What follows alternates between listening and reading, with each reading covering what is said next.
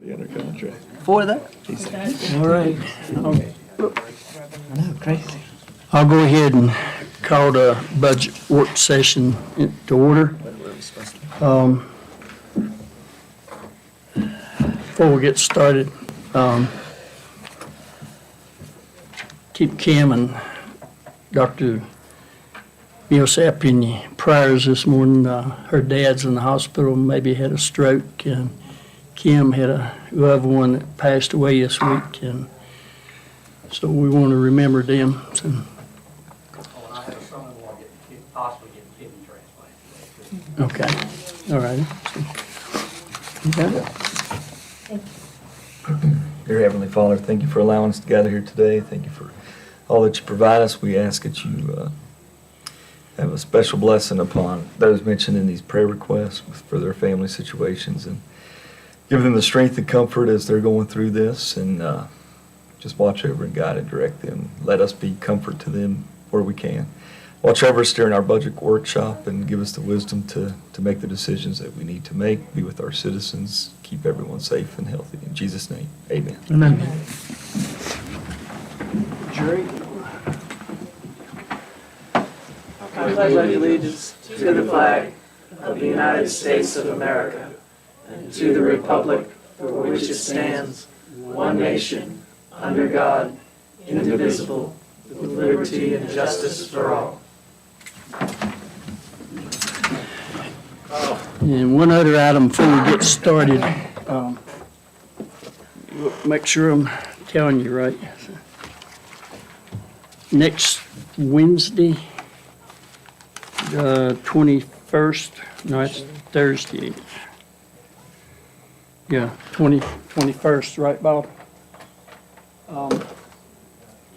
Delegate Marsh and Congressman Griffin's staff reached out and said that 1 p.m. at the courthouse, he has got 2 flags that flew over the U.S. Capitol, and he's donating one to the county and one to the town. Oh, nice. And so they want I to. got that on the website. Oh, good. Good man, Charlie Brown. But anybody that wants to, welcome to be up there at that. And 1 p.m. yes, ma'am. I think it's good that we get one of the flags for a change. Yes. Yeah. So,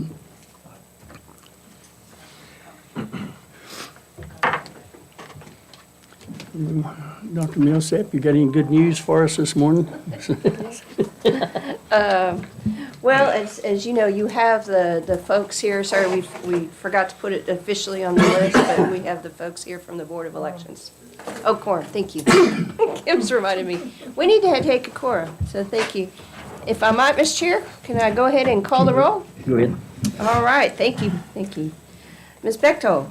Here. Ms. Kuchenbuck? Here. Mr. Cox? Here. Mr. Booth? Present. Thank you. And Mr. Turbin? Yeah. All right, thank you. So the good news is everyone's here. Or present. It's downhill from here, right? We do have a couple of, follow-up items that you had asked us to look into, but I didn't know, Mr. Chair, if you wanted, since these folks were here to speak to you, let them go first. Let's go ahead. They probably got other things they need to be doing too. Hey, Levi, huh? Levi, I have one of your tissues. Yeah. I can't see this morning.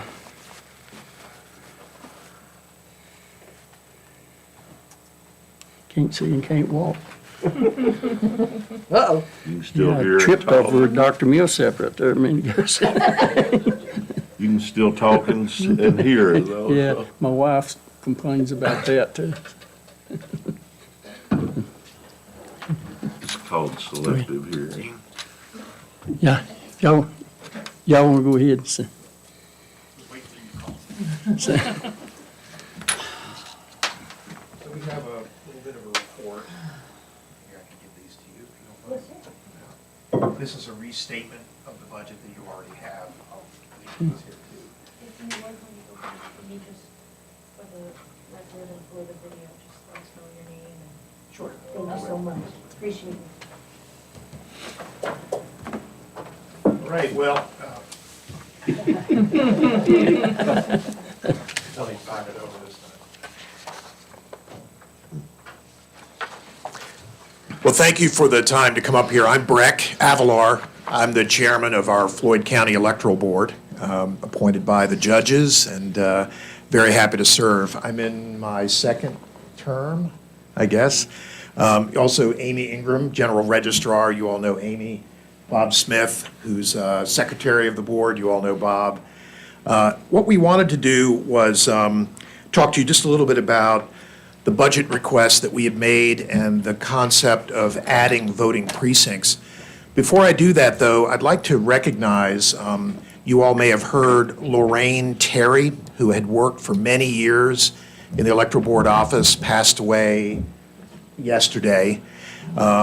She served with Amy for 18 years, and before that with Mary Weeks as a devoted Electoral Board or an officer of election, general registrar. Yeah, district registrar. So you want to keep her family in our prayers, please. She was kin to. Yeah. So we'll keep her in our prayers. So what I'd like to present to you is just some additional information for you to be thinking about as you're making a decision about adding additional precincts to our county. Currently, we have a total of 5, one for each of you as a supervisor. And it's been suggested that we might want to add 1, possibly 2, and maybe over the next couple of years, 4 or 5. What I wanted to do was, in addition to the budget that we had shared with you before, some additional tangible and intangible costs that you may want to consider as you think about adding 1, 2, or more voting precincts. So they're summarized in this page, this paper here, and I'm just going to go through them quickly. I'm not going to read it. I'll just go through it quickly with you. So the officers of election, that's the first big challenge. We are having a difficult time just getting enough people to work the existing precincts. Every time we have an election, we need 10 or 11 people. And you may think, wow, why do you need so many people? Well, when you think about it, they're there for all day long, from dawn till after dusk. So you need to have some people to give the folks a break. That's one thing. But you need somebody outside to guide traffic. You need somebody at the poll book. You need somebody handing out the paper ballots. You need somebody at the scanning machine. And then you need to have the chief who's overseeing everything. Then you have an assistant chief and the other backup people. You could skinny that up, but the point we're getting to is we sent out 90 invitations to officers of election this past round, and only 66 accepted. And we know by attrition that 10% of those will drop out. They've got something that comes up between now and the election. So one of the things we need to be thinking about is how do we recruit more officers of election to work these extra precincts? So that's something to think about. The next big item on here is office staff. Office staff right now is really, really stretched. You may know that we have the longest early voting allowance in the United States. 45 days is what's allowed here in Virginia. It's been incredibly successful. I'll point out on a subsequent page the how many people vote absentee. But the absentee voting and the people coming up during those 45 days really taxes the office. But in addition to that, prepping for each election and setting up each precinct takes an enormous amount of time. There's the preparations of the ballots. They're not always the same for every precinct. There's an awful lot of work that goes in. And so if we were to add 1 additional precinct, we could probably absorb that with the full-time office staff that we have. If we added more, we're probably going to need, and we probably already need anyway, another full-time staff to handle the additional precinct setup load and all this early voting. The third item is security. Brian Craig does a great job of recruiting his off-duty officers to come and work on that day. We pay them out of our budget that you generously provide to us to do that. And it is a struggle to get 5. It is really a struggle to get 5. To get 6 or 7 or 8 or more, that's going to be a bigger struggle. It may require private security. I hope it doesn't come to that, but there are additional costs associated with security. The other thing I want to talk a little bit about is schools. There's a general belief that a school is somewhat of a sacred place, that you don't do certain things at a school. And then there's laws associated with what you can and cannot do on school grounds. If we move off to private locations, churches obviously are another sacred ground, but people might have the same attitude. But if we move into private buildings or other facilities to accommodate these added precincts, you run the challenge of security issues and non-traditional, for Floyd at least, voting locations. Something to think about, security. Staffing as well as the security of the facility itself. The next item is delivery and setup. Right now, with all the coronavirus precautions, we had to have a lot more extra stuff, these plexiglass shields, et cetera, et cetera.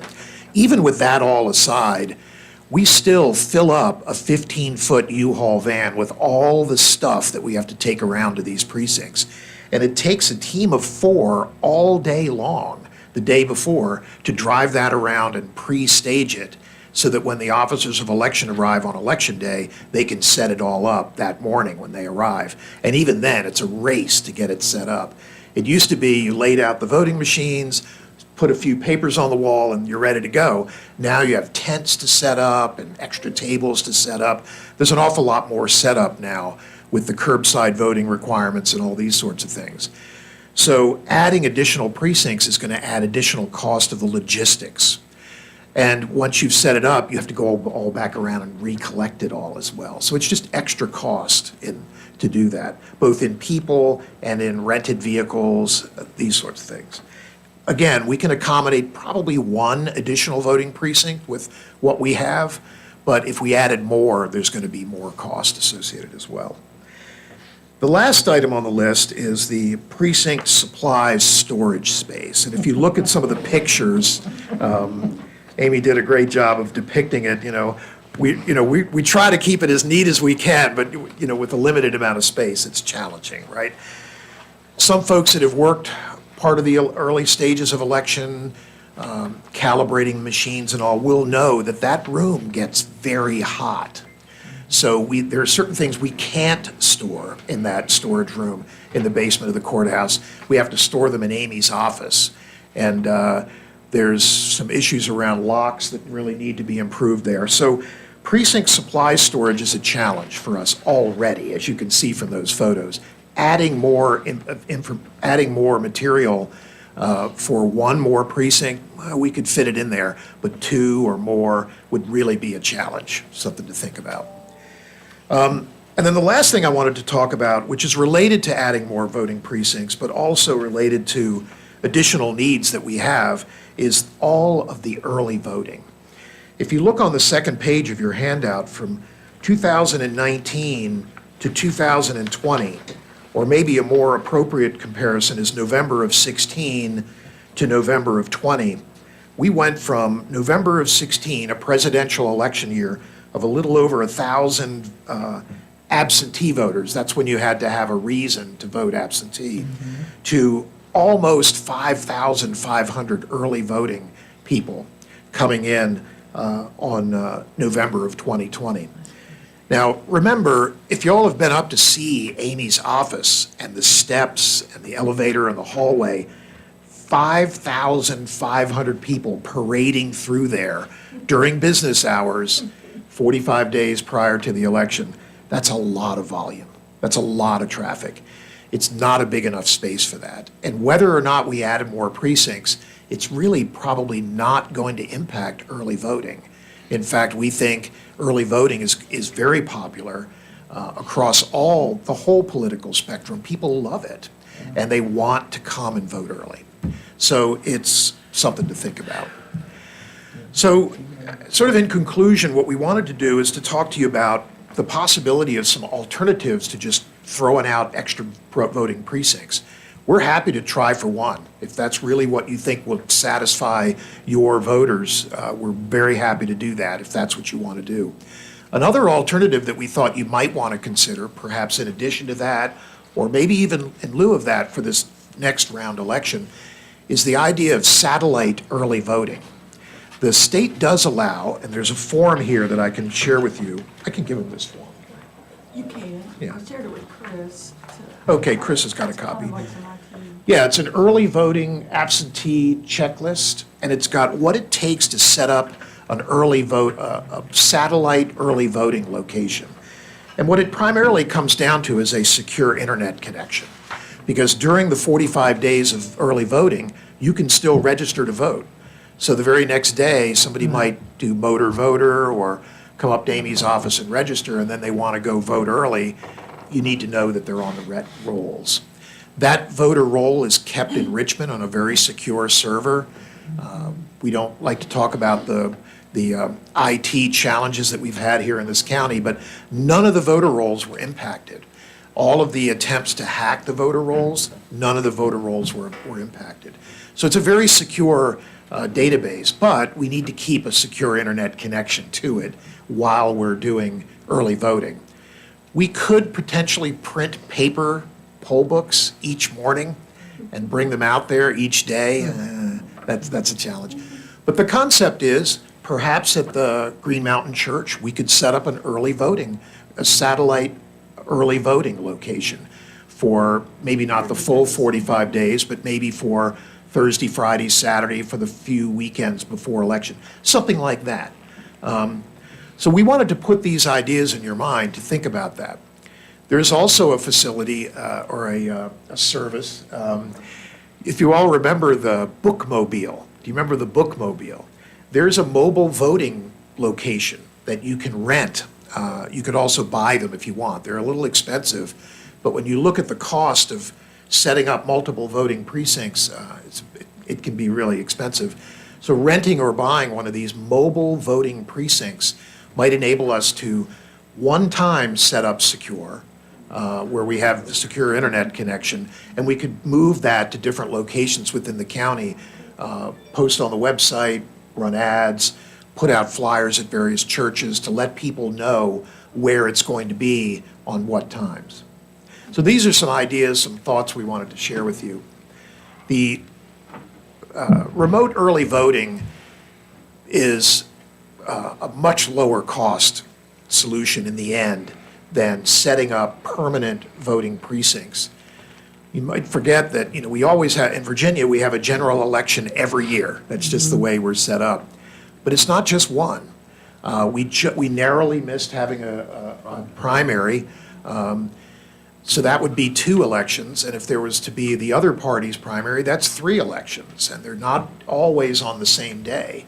So that often means we have to set up these precincts, take them down, prep for them, and then do all the work afterwards 3 times a year. And I encourage you, because we also need officers of election, that you come out and help us some to see what it takes to set up for and run an election and then canvass the results after. So, great. So we certainly hope that you'll consider some of these other options as you're making your decisions to set up one or more additional precincts. The possibility of remote early voting might be something to consider. Glenda, do you have any questions? Do you have the costs of the mobile voting ban? We were trying to get that before we came here Okay. today, but I'll make a note that we'll get that for you. All right, Yes. Yeah. thank you. Otherwise, thank you very much for your information. You're welcome. Correct me if I'm wrong, but it's my understanding right now, we don't have anything voting wise hooked up to the internet or online. Is that correct? That is correct. The only So thing, this would be a step in that direction with this mobile unit. not really. During early voting, the voting is still done by paper ballot through a scanner that is not hooked up to the internet. The only thing that's hooked up to the internet is our access to the voting rolls that are in Richmond. And on the Saturday before voting, Saturday before Election Day, those databases are shut down, no more new voters can register, and then we download that and have it on a non-internet connected laptop for our poll books, and nothing is connected to the internet on Nothing will be Election Day. connected. That's right. But none of the votes, none of the scanners, none of the actual votes cast are connected to the internet. Right. Only the lists of those people allowed to vote. During early voting in the office, we do use Veris, our system, because people are moving all around the state. You know, we delete people that move and add people. So we do, you know, we're hooked up to the internet like we are every day. The office is open so we can capture those changes. And I don't know if you followed the election laws, but this year, Virginia will start same-day voter registration, meaning you can register to vote on Election Day and vote. We don't know how that will be implemented. I'm assuming it would be similar to a provisional ballot where you would vote and then we would have to consider the voters' qualifications. But that's going to be another interesting aspect for Yeah. us on election But day. even under that scenario and the current one, the actual voting machines are not in any way connected, Absolutely not. just the rolls. Just the voting. Yes, Right. and Okay. at the That's precincts what on I wanted to election bring day, out. there's no internet on those poll books, because your name's only on one precinct in the county. Right. The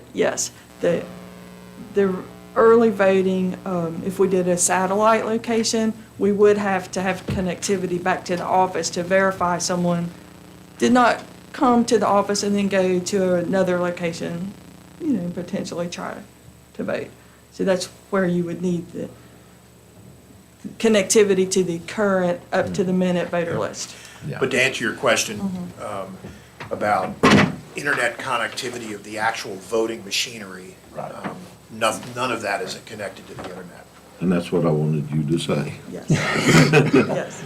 We That's use all I had, sir. electronic means to tally the votes, but it's all programmed on the computer itself. And if you have time and you want to talk it over, we've in recent years verified through hash systems, and your IT specialists can share with you how that works, that how we're able to verify that before the election and after the election, none of the software has been tampered with.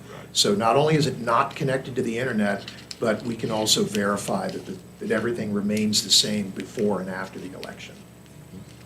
I thank you all for coming today, and I have spent a lot of my both terms, observing our electoral board and our elections, and I have to say it's one of the most secure. They go to great pains. I've watched setups, I've watched the absentee precinct, I've watched all of it, and the professionalism with which these individuals who do receive a stipend, but truly, when it comes right down to it, they're volunteers. And the efforts that they put in, along with all of the electoral staffing, is just incredible. I really appreciate this information.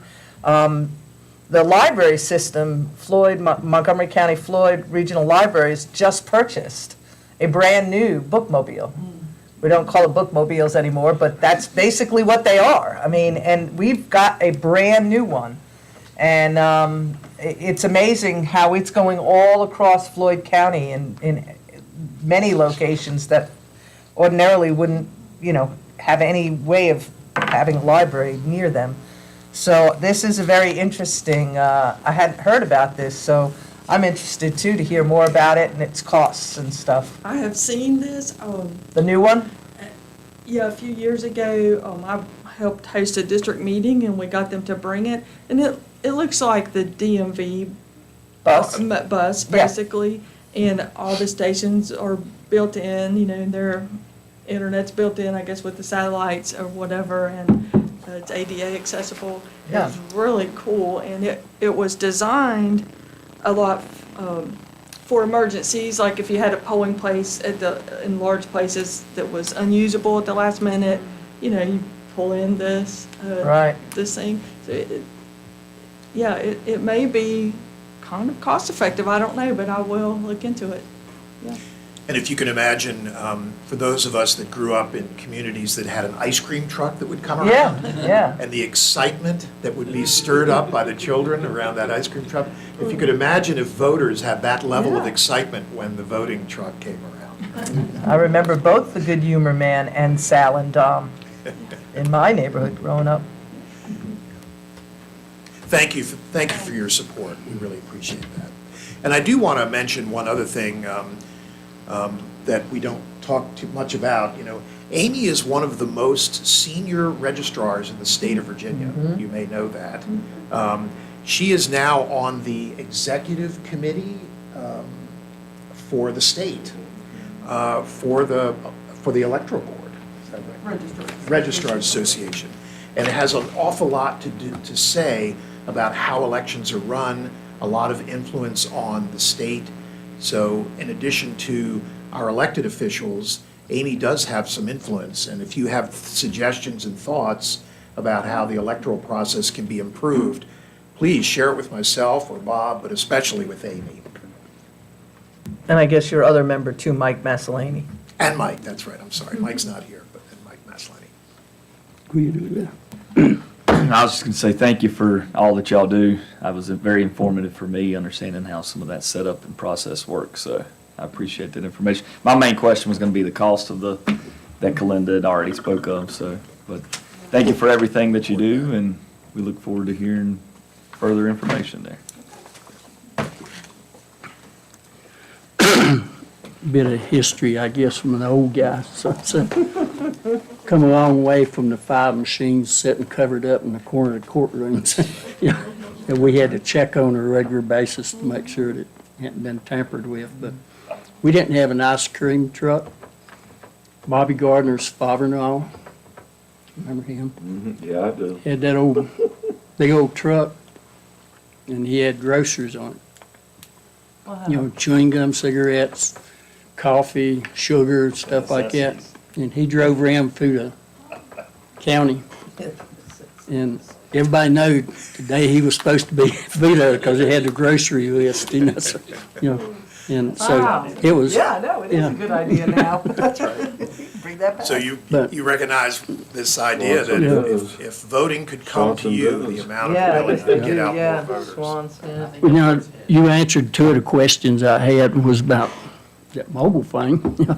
And maybe somebody, if we was to get Green Mountain, could be there maybe 2 weeks before the election on the weekends or something. Because that was what I was getting at, because, when you look at that map, you see where Willis is at and you see where Green Mountain's at. And now with gas as high as it is, I think that's going to affect the voter turnout in places. Sure can. But, in talking to some of these people, I told them, if I can swing it and get it, y'all gonna have to help me a little bit here. And you need to look around and find some volunteers that'd be willing to come down and take the training and work the polls too. And, there was something else, well, went right out of my head, but anyway, I told him, I said, it may not be this year, it may be next year, but I do want to see it in place by the next presidential election, because that's when you want to have your big turnout. And, maybe if we can swing it this year to get the bugs out of it for the presidential election. And right now, our budget is so tight. Right. It's really iffy if we're going to be able to do it this year. And, The early voting spreads the voters out so that when you staff an early voting location, you generally don't need to have as many people there, especially if it's a satellite. During the early voting in Amy's office, big exception, everybody flows in there. But to set up an early voting location at Green Mountain Church, assuming we can get secure internet connection, and I think we can, that would really spread it out, and the need for poll workers on each day of early voting would probably be less than the required amount for setting up a precinct on election day. I've heard a lot of people, compliment on the early voting, because they don't have to go through the absentee thing. They can actually come up and vote and know that, it was there, it's counted. And like in Green Mountain, where you get out next to the parkway where people works, Patrick County, Carroll County, places like that. It's hard to get home at night and drive all the way to Willis to vote. And so they miss it lots of times. And if they're here on Saturdays, they can drop by and vote. One thing about a satellite location too, you could, when they're set up legally, you have to have the full poll book, so people could go all the way down there and vote from anywhere in the county. But that place, having been down there, is so remote, I don't think that's going to be much of an issue. One of the things I find so amazing is looking at your table on the second page, I guess it is, and seeing how 402 people have already put in for permanent absentee ballot. That is big. I mean, that's, and I'm sure probably a lot of people don't know about it, but for folks that just can't get out, and I'm really proud of your efforts, Amy, and our electoral board's efforts to make voting as accessible as possible to so many. And, everybody comes to town once, maybe twice a week. So to be able to, early vote, 45 days prior to an election is really important. And it's, I just think it's amazing that that many people voted in our early in the off-year election of 21. That's incredible. I remember years ago up in Green Mountain, there was two guys. I always race, see which one would be the first one to get there to vote. Their name. Yeah. So one of them would have an advantage this time because he lived inside of Green Mountain. He could hit it with a rock, so he could sweep it with an extra that morning.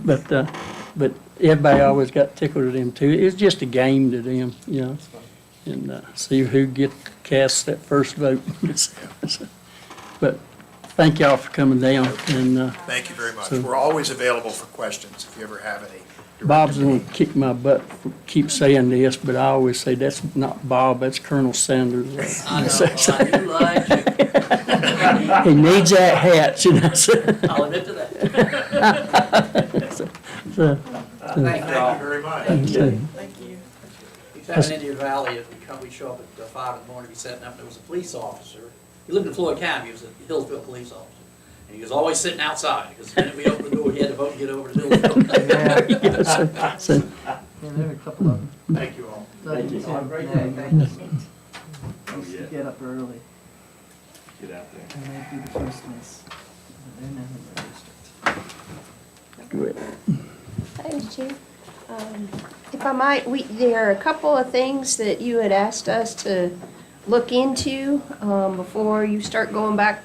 So my thought was, if it's all right with you all, Mr. Chair, we give you some of that updated information, and then you can start rolling through again if you'd like. So it's not shocking that the things related to taxation, when we divided things out, landed on this side of the table. And Kim worked through a lot of the payroll-related questions. So just so you have a good understanding of how we tend to divide out the work. And I did, in addition to getting some emails from our attorney, Mr. Durbin, also had a conversation with him to kind of clarify a few things related to this. So in terms of tax items, and particularly, I'll start with the public hearing question because that had come up earlier.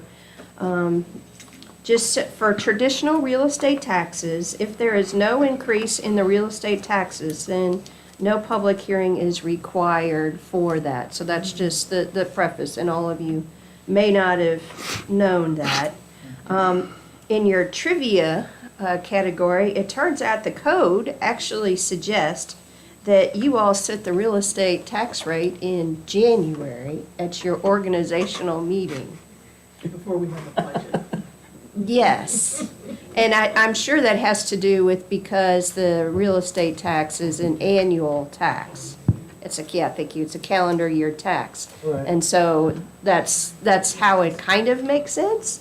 But he also noted to me that there is only one locality in Virginia that actually attempts to do that. So, I don't see how you can do it. Supervisor trivia game. that's right. I thought that was one of the most interesting pieces of Virginia code trivia there was. Indeed. Yes, Kim gives me a hard time about I'm a budget and statute nerd, which is true. And you Binder found- nerd. With Steve Durbin, you found your, like, yeah, Yeah, we've melded. like, so. yeah, your Yeah. Obi-Wan Kenobi. Comrade and nerd. Yeah, comrade in Nerdville. So, but again, if I'm related to just generally taxes, and then we'll go to specific things. Under the code at 58.1-3001, the governing body of each county shall, at its regular meeting in the month of January in each year, or as soon thereafter as practicable, not later than a regular called meeting in June, fix the amount of the county and district taxes for the current year. So that's really what your statutory requirement is related to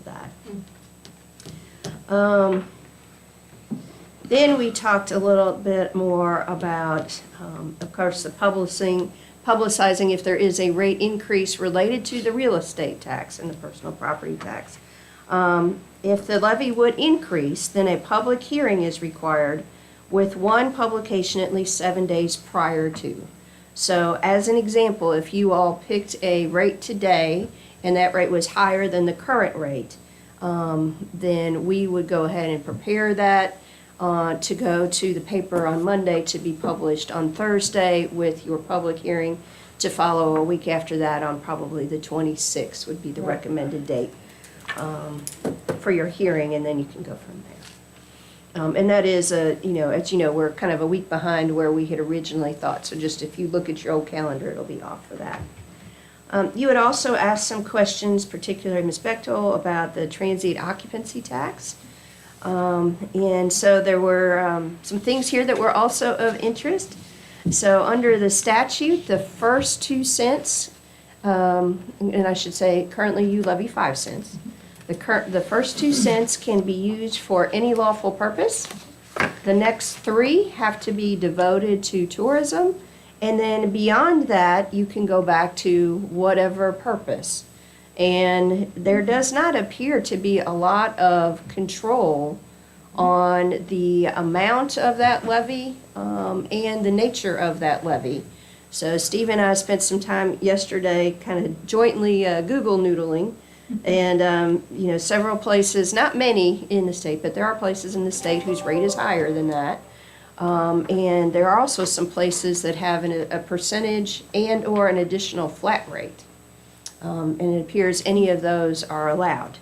However, the notice situation for that is a little bit different because your transient occupancy tax is set by ordinance. And so because it's set by ordinance, you have to advertise it twice. Have a public hearing. Right. So ordinance changes are intentionally a little bit more encumbered in terms of process. It has to be advertised once a week for 2 successive weeks prior to passage in a newspaper of general circulation, with the second publication not sooner than 1 calendar week after the first publication, right? And so, again, related to that, there is no, because there's not like a mass mailing of these bills or anything. If you all chose to, at a later time, so maybe not today, but later in your deliberations, or even, in the fall or whatever, you can make an ordinance change, follow those rules, and then I can give you an estimate of how much that might be. My kind of back of the envelope estimate based on what we're looking at right now is because it's an increase, you usually discount the first couple months a little bit because it takes a month to get everything in and all of that. So we would probably be looking at about $13,600 per each additional 1%. Okay. So, Of 1%. Of reported. I've reported, Yeah. yes, I've reported You income. said part of what I was going to do. Yes. Can I ask one question? Sure. Now, on the real estate levy, you have to wait, if you're doing an increase after your tax advertisement, you have to wait 7 days before you can adopt it. But since that's an ordinance, you don't have a waiting period, do you? You don't have a waiting period, but it effectively has a waiting period just because you have to advertise for 2 No, weeks. I'm talking about, Yeah. yes, I know you have to advertise, but you don't have to wait a certain time after the public hearing to adopt it. In other words, you could have the public hearing on the ordinance and adopt a new rate that night. So that's what. Set it to start the first of the next month. Right, Yeah. yeah. In your Google Noodling, did you find a highest tax rate on TOTS? Did you no, happen I to did see what the not. highest was? No, there are several places that the combined, which includes the state, so the state's at 3%. Right. There are quite a few places that have gone an extra quarter cent specifically for tourism. There's also some places that have gone to a flat amount in addition to the 5%.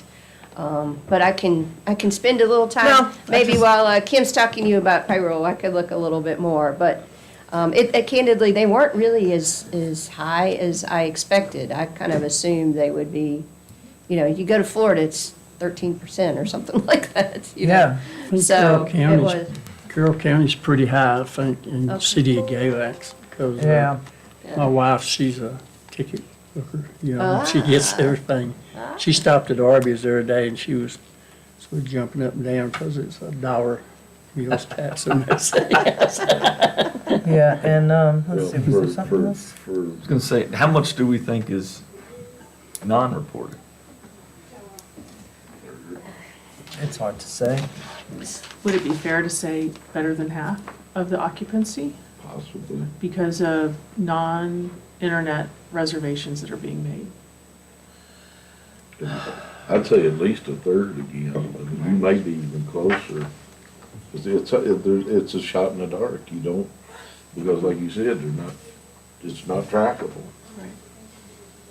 well, in order to be, it is difficult to track it in order for it to be more trackable, to use your terminology. They might want to change some of the documents that are required to make a desk audit easier. I went ahead and printed out and some of you saw this earlier. This is your monthly, so this is 3 months worth of what you would submit if you had some type of transient occupancy. very And it is very short. I will tell you though, I just pulled up the one from Williamsburg City, and theirs doesn't look dramatically different than that either, so, A lot of them are the same. yeah. See, with Blue Ridge Heritage, part of, we have to go through that,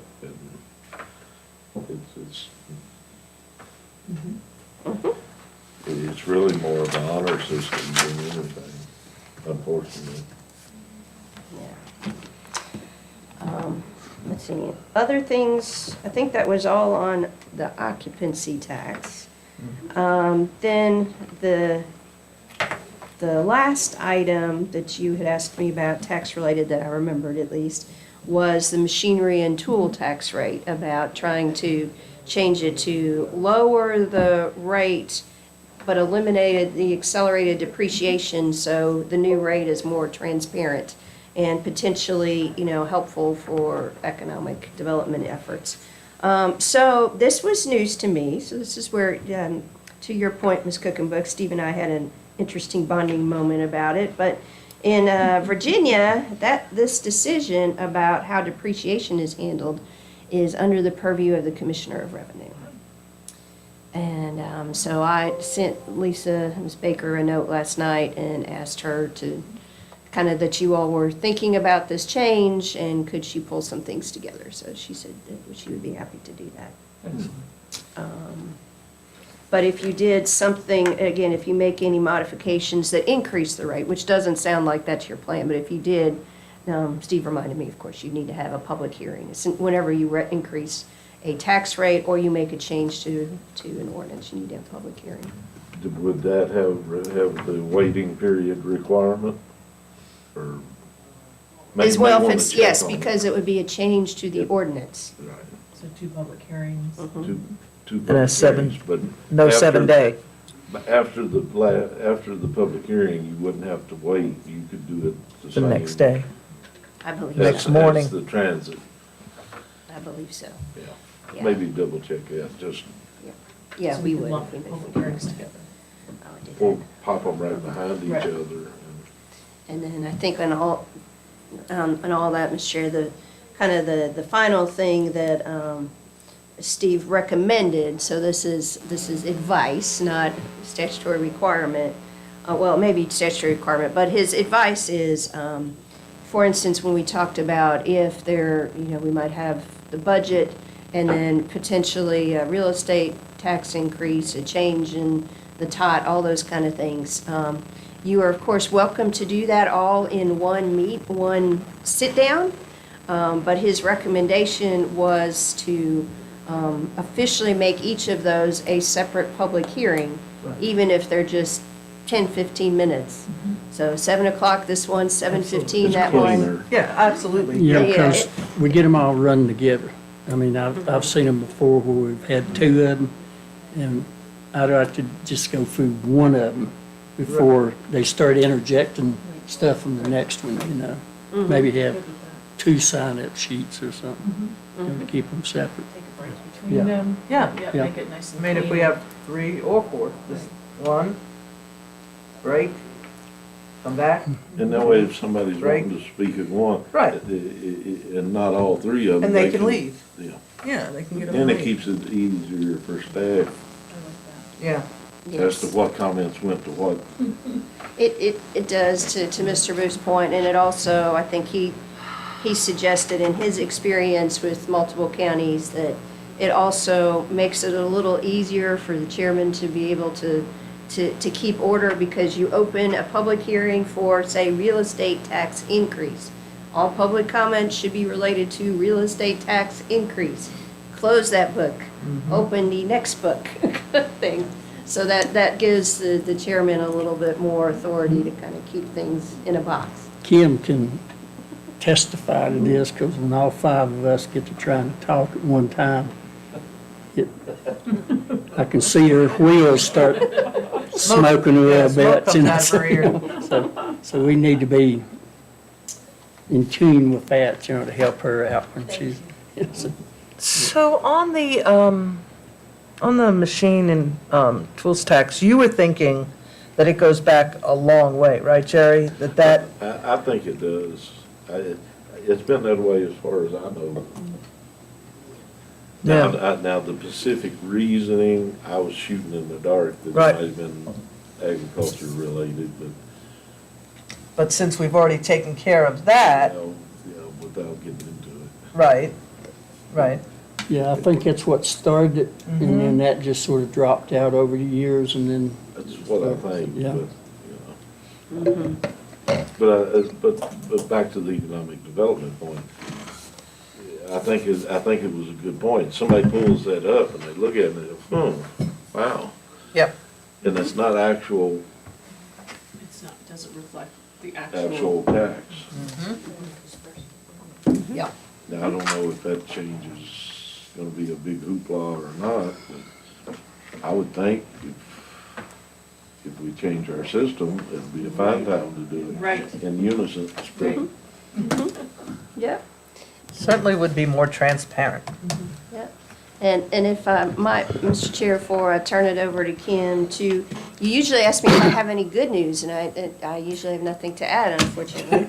And unfortunately, neither of these are budget things, but if you wouldn't mind a moment for this. First of all, as you all know, you approved the graduate student out of ARPA funds. It's posted, and I already have 2 applications. Good deal. So, and the closing date for that is the 23rd. And that it is up to us to select, the university just kind of facilitates it. And to Ms. Cookenbook's point, Stephanie Davis, which is who I've been working with at the university, is going to try to see if they can, whatever they can try to do with the foundation. And she was certainly happy to hear of an offer of assistance if that would, when she finds out if that would help. Yeah. This is something they haven't done a lot before. Candidly, we are one of the first. Giles did one 2 years ago, I think. So I'm excited about that. So thank you all for that. We've been a first in a lot of stuff in the last year. Hopefully, wrong. mostly For the good last 10 things. years, Yeah. you won't know this. Yeah, nothing wrong with being first. Actually, we was second on ACE, but, and Yeah, there was some I- other stuff that, Yeah. that we was the first on, and everybody liked what we was doing, and they started copying us. We want to start patenting some of this stuff. Yeah, thanks. That's right. And when you talk to Stephanie, just let her know that I really appreciate that effort going in. I know it's, if you don't ask, Yeah, that's all they can right. do is say no. But That's right. Then again, they could find something, That's right. Who knows? little drawer, open it up. And then the other good report I have is last evening, our acting EMS operations manager had a Zoom staff meeting so they could get, they did it right around shift change, so they had some people present, but they also were able to draw in the folks that weren't present. And kind of rolled out the guidance that I talked to you all about, overtime and shifts and vacation and all those kind of things. And so both Dustin was a part of it, Kevin was in on that call as well. And for the most part, it went, sounds like very well, and folks were receptive. Yes, thank you for the perfect word, Kim. So we will see how that goes, but I was very pleased about it, and that's my good report. So. Now to Kim, who doesn't necessarily get to tell you his report. Go ahead. Oh, may I ask, have you gotten a response from Mr. Durbin about our minimum requirement to support the schools? Oh, yes, I might. So as you all probably already know, but just as a reminder, that amount is set each year by the state. So we don't know yet this Okay. year. That's right. But the gap, we did ask the schools for what the difference was last year between what was required and what you all contributed, and it's a little bit less than $2 million. Okay. Kim, of course, being the in the weeds person, can tell you exact number, but it's a Okay. little bit less than $2 million. And Dr. Wheeler and Darren and I yesterday also kind of walked through a little bit of their funding history with the county. In terms of, I gather there was kind of, he alludes to it, but I think if you weren't there, I can say as someone who wasn't there, it's a little confusing that soon after Dr. Wheeler got here, there was the debt and how the funding of school buses and those kind of things was changed. And so that's part of what is reflected in those numbers there.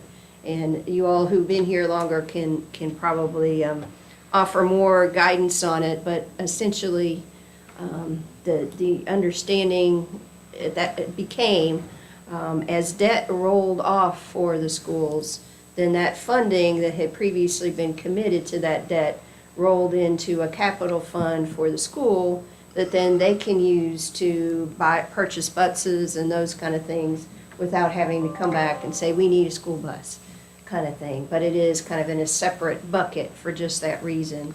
And if you look in their proposed budget for this year, I think it's on page 26, there is about a multi-year kind of look at what the contribution has been in percent of the budget. I think, Ms. Bechtold, that was probably one of the charts that you were alluding to. So that's a little bit more of the background. Now, I will say the new debt is not reflected in that chart because that sits on our side. So the new debt for the CCDC sits on our side. I think that's all I have. Question? Thank you.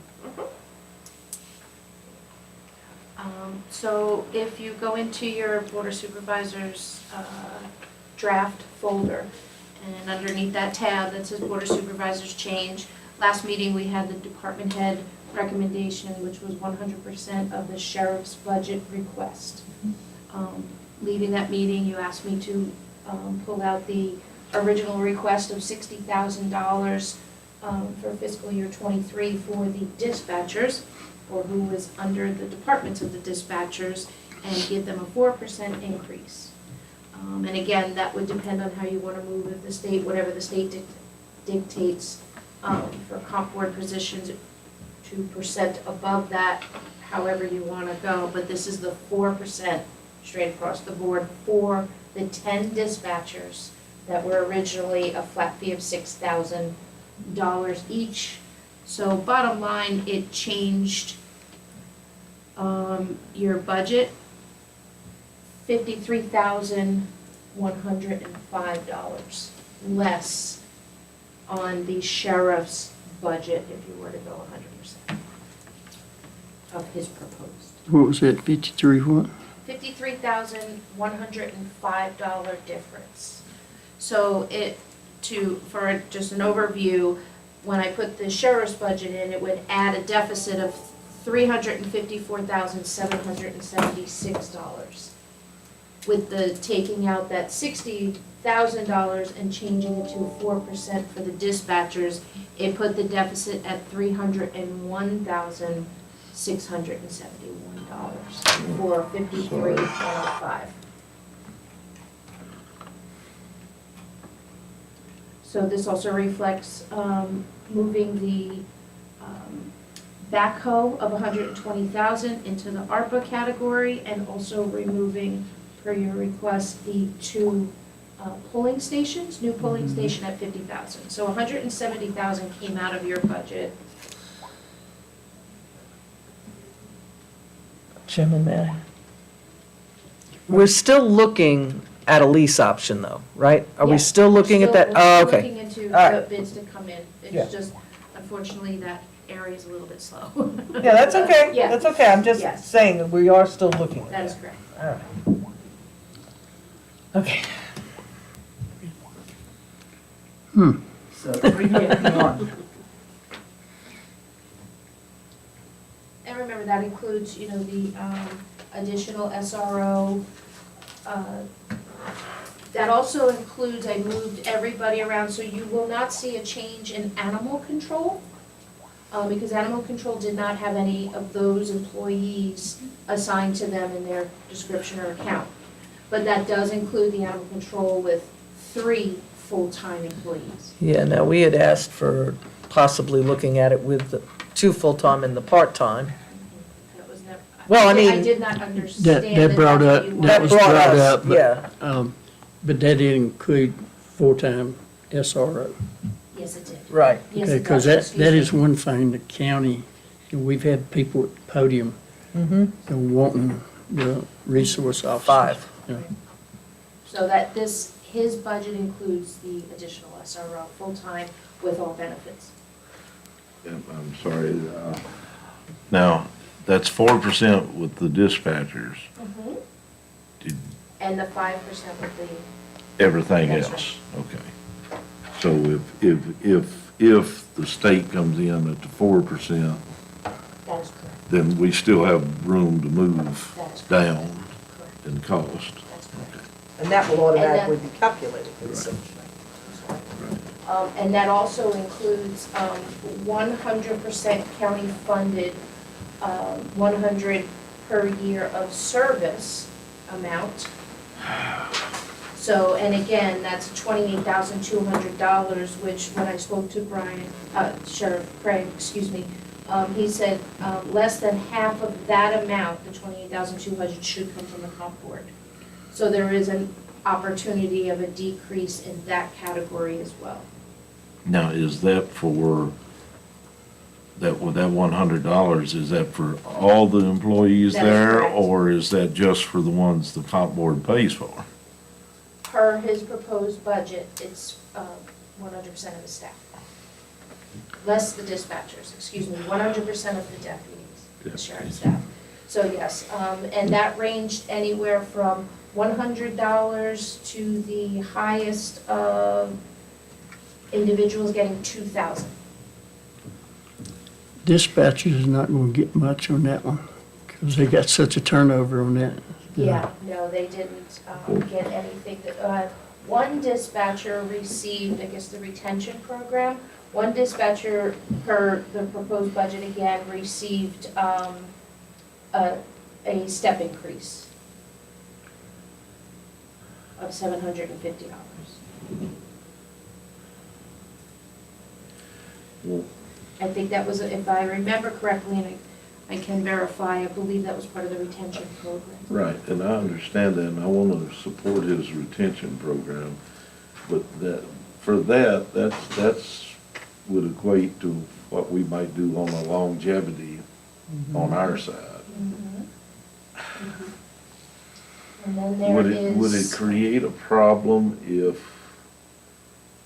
we didn't do that part right now, but looked at it in connection with, we're talking about after we get through this budget, looking at addressing our pay scales and either looking at going to a percentage with longevity or something like that?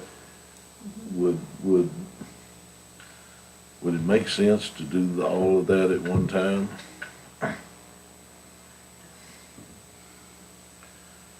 I mean, I understand what he's trying to do. Yeah. But in essence, what we're doing is the positions we're paying for, which are county employees, part of them with this, doing this now, part of them will get a longevity and the remainder won't. And I think you've lost me and Kim or something. Well, no, see, if we're doing a longevity with the deputies, right, okay, we also have 2 employees in the commissioner and the other constitutional Accurate. offices. They wouldn't be a part of that, they right? have not presented a proposal, Right. that is correct. And our employees our other employees that we pay, we're Yeah. not proposing that for them. Now I Now, got now, it. You see Yeah, what I'm yeah. telling? Yeah, I I'm not- followed it. I'm not saying it's a bad idea, and I think he's come up with a wonderful idea, but I think from where we're sitting, we want to try and treat them as equal as possible, because we're already looking at a 4 or a 5% pay increase for our employees to match what the state's doing. And just for further in that category, there is a total of $7,531 in the employee sheriff bucket that are also a part of, there's 2, 3, 4, 5, 6 employees that is also a part of this retention of an increase of steps. So for 7,000, so one employee is 1,637, another 1,500. So between the 2 of them, it's approximately $8,300, And $8,300. And another thing we have to look at too, the Senate and the House is basically arguing over a 4% and Right. either a one-time bonus or a 2-time bonus. Right. Well, that's gonna put us in a situation there with the state employee, other state employees in those offices. Are we gonna match that for them? And then, Are we gonna match that for our employees? You know, You said, We're asking to be committed before. right. we know. Yeah, and you I said don't- one-time bonus or it's. pay raise? No, No, they're it's doing a a bonus. they're arguing right now over a 4% pay raise and doing either one-time bonus or 2 bonuses in the next year. And I don't know the details of those bonuses, So there is discussion between the state. just a bonus or pay raise? No, both. it's a pay raise The 4% and. 4% pay Both of raise them- and bonuses, And bonuses, and a one-time bonus. either a one-time or a 2-time. So they're not getting the extra percent raise, and they're gonna Gotcha. give it to them as a one-time bonus. and I'm not a big fan of that. Yeah, well, You know, I would rather, because if they give it to you as a bonus, a lot of these people, and I mean, it's no reflection on them, going to buy and spree. Well, it doesn't do And anything it's for the shot. future. No, As an employee, it doesn't Right. do anything towards your retirement advantages. but if you give, Yeah, why not? you know, if you give that percentage raise, then your VRS each year is gonna go up, Right. and you're investing in the future, so I wish they'd get off of that, kid. Well, I wish it would too, but But where I was going there, if, you know, we are paying for a certain amount of deputies and the two people in the other in the courthouse, 2 positions. Well, if everybody else in that office gets 4% plus a bonus or 2 in a year, then are we gonna be expected to do the same thing? And if we do, then I have a hard time justifying, I'm sorry, I thought I had that off. I have a hard time justifying doing the extra stuff for the people, county employees we're paying for in those offices, if we're not doing it for our own employees. Well, you see how the You see, COVID money reaction is. so, but I mean, are you understanding my quandary here? That's all I'm asking. I'm not know. asking you to agree, I'm just asking you to understand what I'm trying to point out. We're treating, even though they're all county employees, we're treating them a little bit different, and that leads to problems. It's Or like it has having in the past. It's like having a large family, and you give the older one something, but you don't give it to the younger one, you're gonna have a fight. Right. You know, so, And I think to Jerry's point about being equitable, I think that, and if we already know we're going to be rethinking our way we look at our employees longevity-wise and how we increase things. And if, it would be hard for us to do something for one department if we're gonna be looking at our whole structure of what we're paying people. We really ought to just do it all at once and not. And I think and it's smart, because then we're all starting from a level playing field, and we can move equitably through the ranks. I really think that that's a very smart way to do things. I think it's a fiscally responsible way to do things, and I think that, I you think know. it'll be received well too, because there's clarity in merit, and there's clarity in how to obtain, you know, whether it's years of service or, Right. you know, your, Well, I've always said Performance. longevity, it really counts for me. Yeah. Well, if you've had an employee that's worked for you for 10 or 15 years, they're proved their worth. Absolutely. For the most part. For the most part, For the yes. most part, yes. It's not 100%. Yeah, for the most part. Overall, they've proved their worth and their benefit, and that should count for something. If your system has wish worked you'd have been a correctly. sheriff, that would really help me out. Well, I would've done my best, 'cause But I firmly believe in that. in, I thought about running one time, and I decided not to. in the I big, didn't think I could handle it.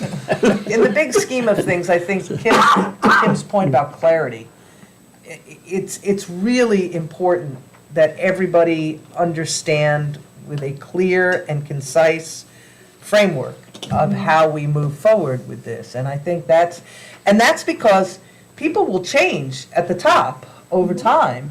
And if it follows in the same structure and framework from this department to that department to this department, then everybody understands it.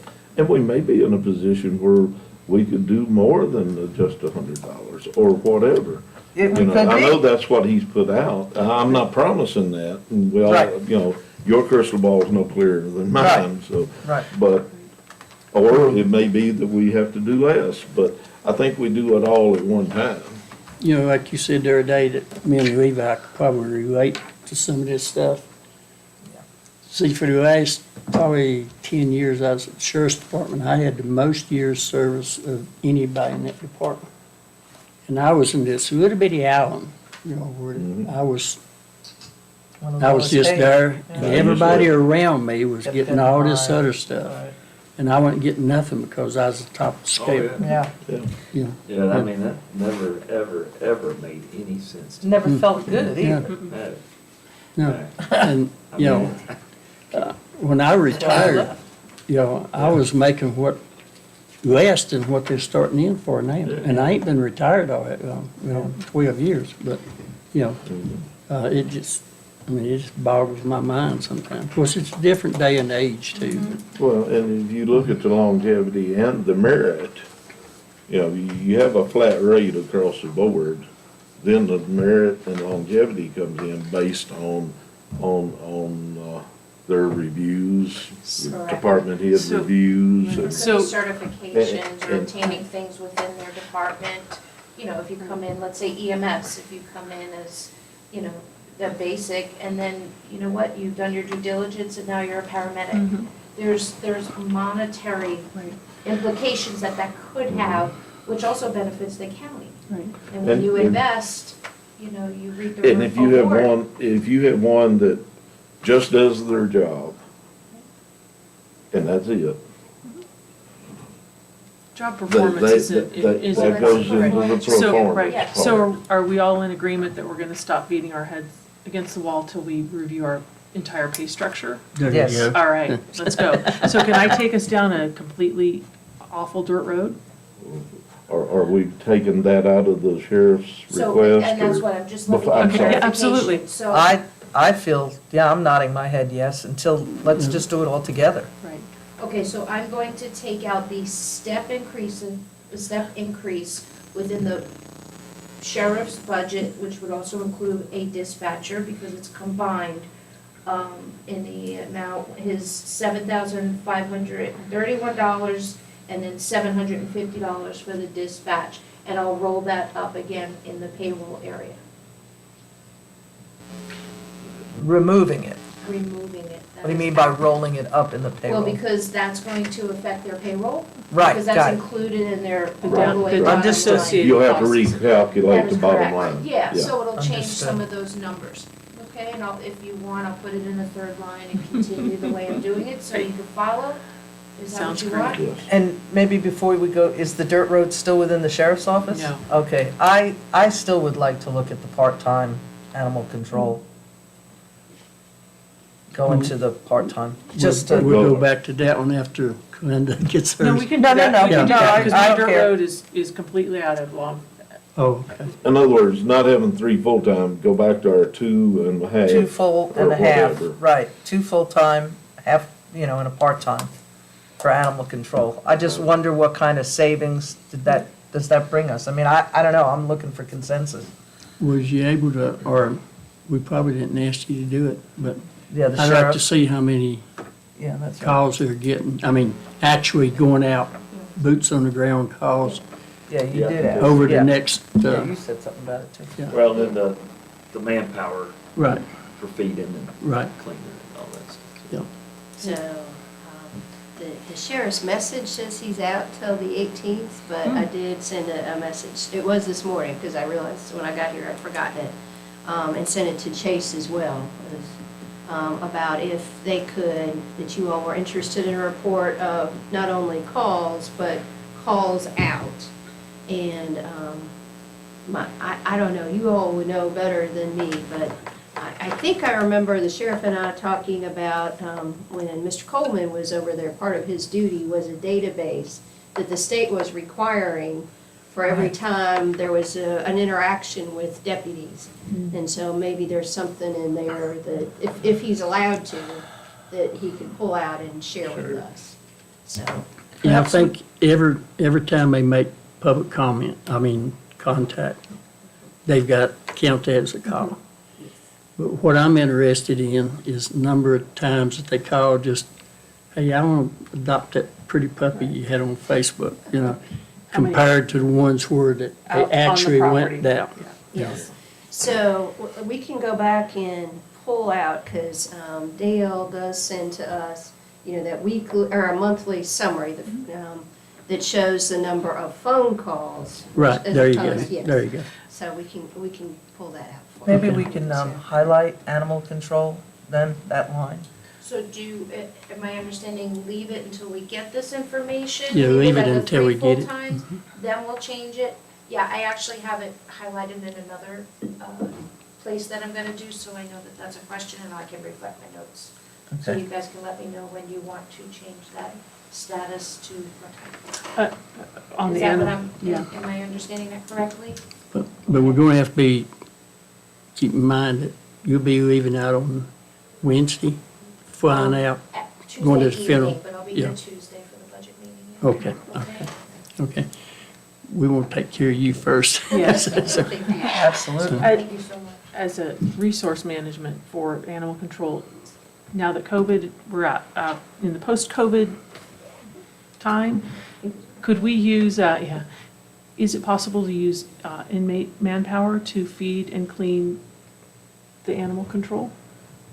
I know when I did stuff in California, we used a lot of inmates for animal control stuff. I think For the the problem maintenance. would be there is the jail being able to get somebody to bring Okay. them over here and Okay. The use them. logistics All problem. right. Do we still have Fair enough. trustees? If we Yeah, had, but I mean, they gotta have a guard with them, they can't Right. just go out. Or Yeah. community service hours possibly. Yeah, Right. you know, that would be good, get the judge, ACE program. yeah, there you well, go, that's what I was Yeah. getting ready to say. yeah, Maybe they They'd be, could, they'd be responsible, yeah, But- yeah. tight. but you're probably still gonna have to have, you're probably still gonna have to have one of the officers there. But if it's when the animal control is open, you haven't, Right. for community service hours. It'd have to be supervised. Right. Yeah. And there's also Just as a, Right, court-imposed that's what I'm community saying, service court hours, not imposed. just That- days. That's Right. the one I was talking yes, that's about. what I was, Yeah, that's what I was exactly. talking about too. That's the one I was talking about. Right, that's why it was Yeah. clarity. Yes. They- It's something to look into. Yeah, we pick them up, or used to down here at the rec park to mow and stuff, or around the Just gotta courthouse. make sure their primary charge wasn't cruelty to animals. There you go. Right. Yeah. Right, Yeah. dog fights, yeah. But you know, the Not ACE good. program worked good because our kids love puppies, you know, so. Yeah. All right. Yep. That'd be something to look into. Are you Yeah, ready for my that- dirt road? Yeah, that would be two good resources there that you could probably work together as long as they wasn't there together, you know. Right. And so, okay. Okay. I In the just rev- washed my truck. Revenue. Under revenue, line 16. Let me get there. Line 16. Yes, personal In property revenue. tax. I finally got that arrow to work. Mine quit working there a while ago. Got mad at me, I reckon I was using it too much. This is the vehicle tax, right? Yep. The tax for owning something. Yep. You've already taxed for purchasing. Are you there yet? Yeah, I got it. Okay. So our revenue is expected to go up 37.4% because of the valuation of used cars. I would like to reduce this percentage, 37.4%. So people's tax does not go up 37% for owning the same vehicle, which is truly depreciated in real value.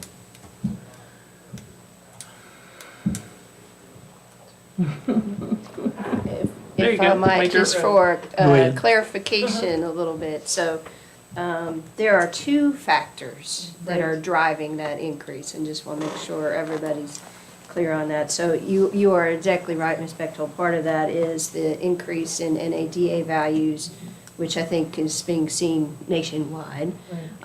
So that's that, and you are correct, that is the one piece. The other one is this board last year also chose to make an increase in that, as opposed to an additional amount potentially on real estate tax. So it's both of those Right. things together, just for clarification. And I understand that tax rate increase last year was completely. Large. Not anticipating the NADA values Correct. changing this year. And it was a substantial Right, increase. right. But we hadn't raised personal property for, how long? It was a long time. What was it? Yes. It was 15 cents? No, I mean, I was talking about how long it'd been since we had raised it. Since you made an before. adjustment. Yeah. Yeah. Well, what was what did we go up? 15? Jerry, do you remember? It went up to, 320. 15 I was thinking a quarter for some reason, but. Quarter? I thought it was 305. Was it 295? I think we were at 295 when we went to 320. Right, so it went that'd up be a quarter. Yeah, you were right. Yeah, 2 bits. I think. Yeah. Yeah. So that was a large increase. All right, I understand this is gonna have a huge impact on our budget, but I think, our county residents really need to be considered the impact on their pocketbook among the other rising costs that they have no control over. If I might, so we went ahead and figured out what one penny raises on that, and so each 1 penny of the personal property under this line is $13,712. And just for comparison purposes, I figured you like more data rather than less. A penny of real estate tax were estimated at $169,492. And so if you work that backwards, right now, it takes 12.36 cents of personal property tax to equal, on this line, to equal 1 cent of real estate tax, just to put it all in perspective. 12 point. So it takes a little more than 12 cents of personal property tax to equal 1 cent of real estate tax. And so that was some of the thought last year, was to kind of balance those. That was the discussion last year, was to balance those out a little bit. That was one of the, I guess, major concerns that I had that people talked about. They kept saying, well, why are you raising it on us property owners? What about these people that don't own properties, but they own vehicles, or they own, other items that you can go after? And I said, well, that's just the way it's been for years. And they said, well, you need to start looking at personal property and leave us alone a while, which I understand. I mean, I've been blessed to own the family farm that I had to buy, but that's a different story. But still, I have to start a savings account to get my tax money, for that. Absolutely. At the end. Yeah. And, which I figure, well, that's just because I was blessed more than everybody else, I guess. But still, even on my vehicles, I mean, it really hit me. I got a 2016 and a 99. And then my wife made a mistake and didn't know this was coming when she bought her a new Kia, But still, she kept her old Kia too, And so it punched us pretty hard, but, I know where you're coming from. I really do, because I know these people that's on fixed incomes, I've been blessed with good retirement, and Right. they haven't, And I understand that, this year is very different, and we can look at this again next year if we're in a significant, solid economic recovery where our citizens aren't hurting so bad at the grocery store and at the gasoline pumps and everywhere else. So I just think we really need to do our best to protect our citizens in these really hard times. Anyone else got thoughts on it? We think we've, It's a tough one. I mean, I'm not happy about it either. Well, I had a discussion with the Commissioner of Revenue about this, and and I've talked to some other outside sources, and like Carroll County's planning on dropping theirs back For a year. for a And then year, they're raising the difference next year. but then they're gonna raise it back. And I'm a little, I'm leery of that one. Next year will even be. Yeah, right. I mean, you still can't go out here and, Predict. it wasn't like that was a vehicle shortage issue for 4 or 5 months, and we got through that. Right. I mean, the way I look at it, it's gonna just continue to be the same or worse upcoming on the supply and demand for these vehicles, which is gonna keep the vehicle pricing going up. going up and up and up, so It's just like land. the whole It gets concept of, yeah. scarcer, it just keeps Well, going the whole up. concept of, doing this year and then reevaluating next year, and I don't think it's gonna get any better. According to all you economists that I've heard talking, they don't see no improvement in the economy for probably Well, 4 or 5 years.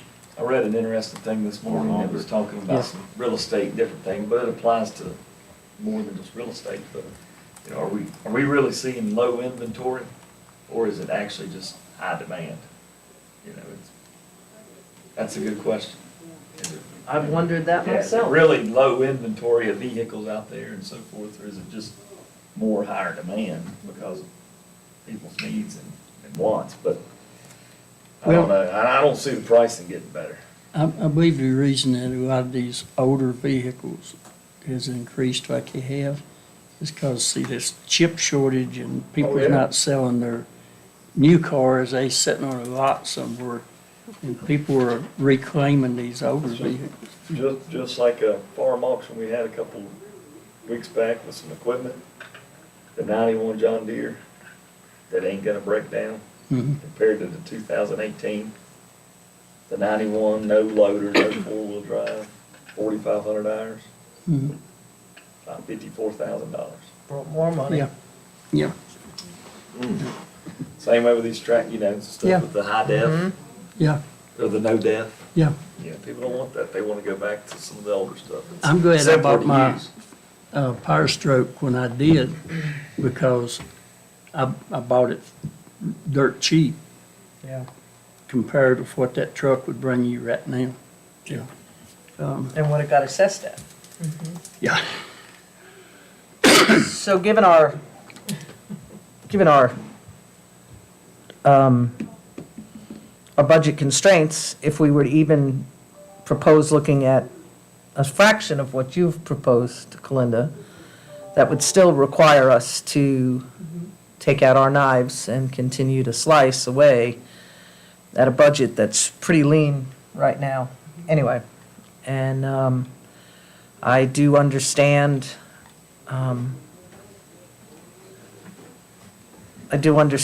that folks that have a vehicle that isn't really new and to have the assessment go up, but it's, you know, it's like anything, when we're gonna come through reassessment for property, in another 2 more years. And,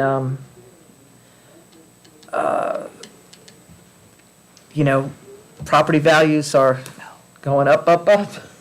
And, I have a 30-year-old house that got reassessed higher. And, I mean, I've got to do some work on that 30-year-old house, but it's now worth a whole lot more. And it's going to be probably worth a whole lot more as well, but it's just the price of trying to run a county. I mean, I do hear what you're saying, but I just can't see 37. I mean, I just can't see reducing it by 37%. I don't know that I would entertain discussion perhaps about maybe How much is it now? It's a. 320. Well, it went up 37%, but how much, what was the money difference on that? It's over $1 million. Yeah, it's over $1 million. Yeah. Yeah, I did the quick math. It's going, this is going to make for people, several people who've contacted me, their property tax on their cars is going to be significantly more than the property tax on their homes, and they will Right. not be able to pay this. And so they're going to have to sell one of their primary vehicles in order to pay this tax. This is going to create just incredible hardship for several of our people, and a lot of people are completely unaware of this.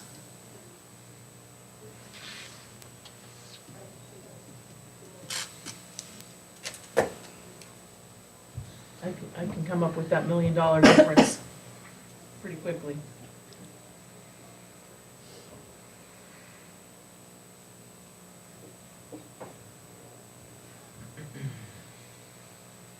How would you come up with it?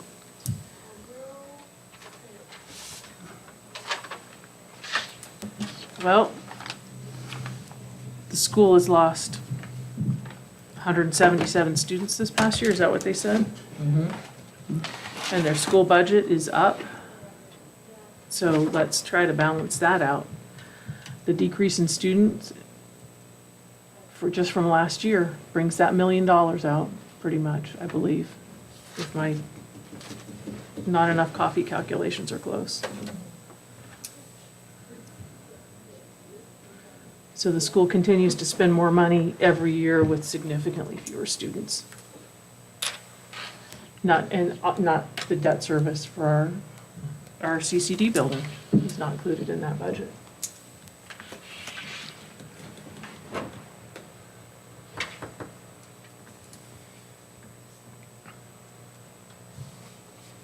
Where did you say you put that folder, Kim? The folder you emailed us Under about? outside, and there's another folder In there, thank you. Yes. Thank you. Right, gotcha. Says state school. I know I'm probably thinking wrong on this, because, but you know, it's like Sheriff Craig, you know, Dr. Wheeler's done the same thing Sheriff Craig did. Those years when he had excess, he gave it back. And there's a couple of years that school didn't ask for nothing. Dr. Wheeler actually gave us money back. So it sort of makes it hard for me to, you know, I'm not, I'm just, I gotta reason stuff out, you know. It's a very hard year. Yeah. It's a very hard And year. so, you know, looking at, you know, I don't know how to articulate it, but you know what I'm getting at. You know, it's hard to, you know, do something when On they the backs. went over backwards to help us, you know. And I don't know for sure why that increase was, you know. Of course, I guess they got inflationary rates like we do. Yeah. Yeah. That was one of the arguments I used when they first started with this corroboration thing. I don't know if I'm always saying that right or not, but I got in the habit of saying that. But anyway, I always argued that this was a retirement county. It's going to continue to be a retirement county. People that's moving in here are not bringing kids with us. So our enrollment's going to drop some each year. And I think the kids are moving in. I think they're going to homeschools and private schools. Right. So I think our student population is Well, actually, in my area, all the land that's been sold probably in the last 2 years, you know, the farm you sold that I was renting, you know, that guy lives out of county and he didn't bring nothing other than, and so, you know, all the property around me has went to people that retired and moved in here. I got a tech, or not tech professor, but a guy from Blacksburg that's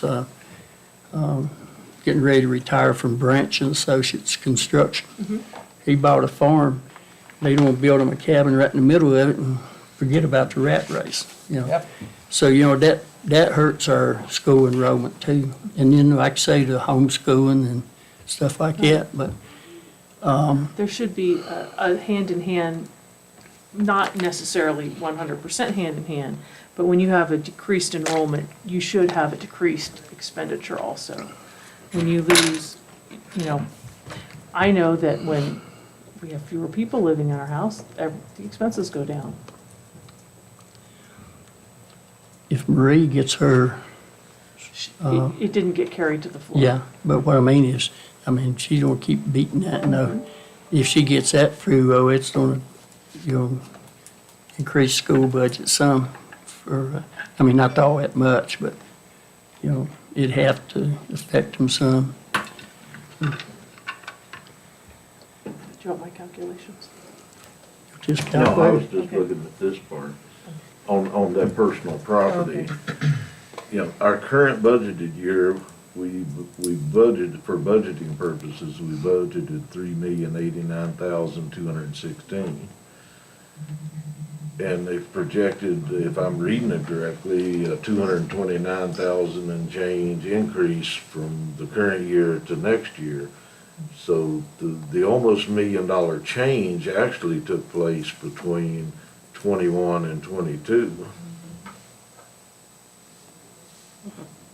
Am I looking at that right? So From the we're, increase of the. so that $1 Right. million increase already, they already paid that this past December. Correct. So the value difference is only the 200. So if I might, Unless most we of need to change these so, projected increases. yeah, between 21 and 22, kind of two things happen. One is you all changed the rate, and so Right. that's what is on people's current bills. Right. And then in addition to that, there was also last year an increase in values that was unusual. And this year, that trend is expected to continue, I think is a way. But- I and Lisa Right. would repeat it to you, but. Right. But for the budget year we in right now and going into the new budget year for '23, it comes out to a $229,000 projected increase. And I'm sure that's hedged a little bit, because we hedge our revenues. But basically, from what we're doing right, what was paid this December to what we expect to be paid next December would be about a $230,000 increase. Right. Yes. Now, over the 2-year period, then yes, you're hitting on that million plus, Right. yeah. I thought- Over the whole 2 I million. thought that packet that we were given several weeks ago, where the one, somebody was to present to us and didn't for some reason, for a scheduling issue. She gave us information on the vehicle taxes going up about 35% for this From year. the ADA. Yes. Got it. From NATA, Yes. yeah. Yeah. The value. Right, the value going up. So is that what's reflected In these, for this Yeah, department next head year. request of Yeah. 23? Yeah, see, for that's what next- I That's was, still only 200 and that's what I was getting at, is if, with the new NADA values, is it that's showing a reflected? 200 and some $1,000 increase, If that's what right? it's reflecting, that's what I'm asking. And- Because that's the difference between the current and the proposed for this new budget Correct. is about 230,000 increase. So the pain has already been felt, which is what you mentioned. The pain has already been felt because the tax tickets went out on our raising the rate From last year. from And- last year and And the assessment and NATA going up as well together. What we're saying is that those rates may continue to go up, or they may flatten, but we're projecting, as Jerry has calculated, a $230,000 $30,000 increase increase for this. with what they company. may go up more. And the NADA, the NATA valuations come out in, I think, June? Ours, I think they aren't our tax, when you verify your vehicle ownership, In that went out. May. Due back in May. It's Right, due but back it May was 15th. Based on January NATA Yeah. values. Yeah, Yeah. it's January 1st. Anything you own January Right. 1st is what they tax it. Right. If you On- buy a vehicle Right. this year, But it's You're NATA not- January 1st Right. values. Right. Right. And those are up over 30% From last year. last year, which were up significant. So just the difference between last year's values with the increased tax rate and this year's 30% increase in value is what's gonna really, because those haven't been calculated yet, have they?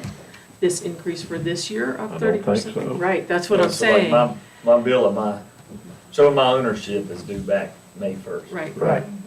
with the And then once I value, send that in, then they'll, Then they calculate Yeah. the new, but I they, don't have my calculations of what my bill's gonna be. no, but you have Right. your, on that is the calculation of your new value.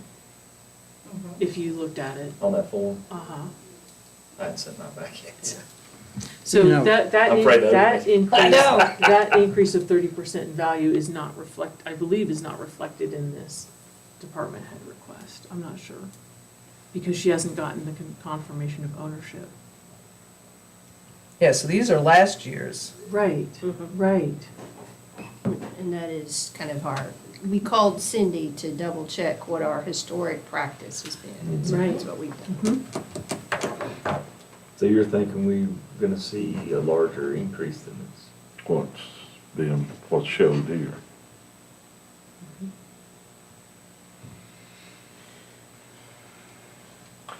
Well, we can always go down, we can't go up after advertised. Correct. So if we advertise the personal property rate at its current rate, then as we get along into it, we can take it down, we just can't go up. Right, after we have our public hearing, we still work on the budget some, So we, you know. the Just last couple of years, it went up 15 cents. Is that what we said? But The tax, the last increase was was a 15 cent quarter, increase, was a right? quarter increase. 25 cent increase. Went And from it's 290 13,700 for every penny Right. And you're of talking about, revenue. you're talking about just on that 200 and some thousand, roughly 305. 15 or 16 cent just on it.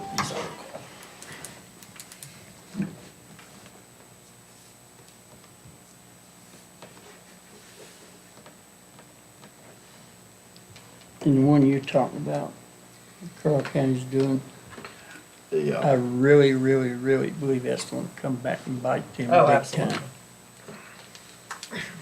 Big time. I'm afraid they're gonna have to raise it more than what they lowered it. Absolutely. Because with some of the stuff they're projected to do in the coming year, you know.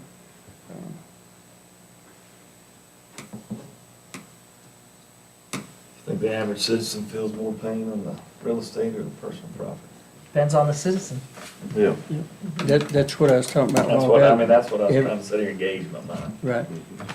Everybody that ever brought anything up to me, they kept saying, why are you doing this to the people that owns real estate? Well, that's why we, Excluding, that's why we That's the did reason we what we did it, did. We yeah. did what excluding we some did. age groups there, I think a lot of folks sometimes even pay attention to the real estate because it's in your escrow for your mortgages. You know. When you own it outright, you pay attention to it. Yeah. Yeah, You that's what I was gotta- getting ready to It's like- say. 'cause- Unless you're like me, where it's all paid for, you Yeah, know. when Same you here. see- When I And then you have actually to- see that thing, you know, because we So take. for the guy who's got a mortgage on his house and doesn't really Doesn't see even know. that, It's just an but he escrow gets his storage. personal property tax bill and he sees that. See, a few years ago, we could take our refund, pay all our taxes, pay our insurance, and then have some money left over to maybe even go on a trip or something. Not anymore. Now, you know, we pay the taxes, then start saving up money for the insurance in June and the taxes in November, you know. Yeah, I agree with Joe. I mean, we have a little, we Yeah. have a little savings account I that we do watched my now that. mom and dad do that for years, Yeah, you know, as soon as they paid their taxes. Now, that was one thing I gotta give them credit for. When their taxes due, they was down here paying them. mhm. And then they would start putting Yep, money quarters and away. 50 cents in a jar and, you know. For the next time, Yeah, yeah. yeah, Yeah, that's kind of what I do. and, Seriously, when you don't have that escrow doing it for you, Oh, yeah. just wait. that's where my kids don't get a shock one of these days. But,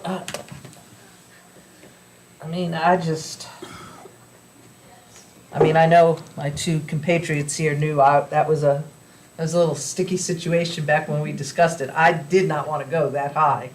I understood that it was about time we did something, but I didn't want to go the full quarter. But I agree with Jerry, this is something we can look at.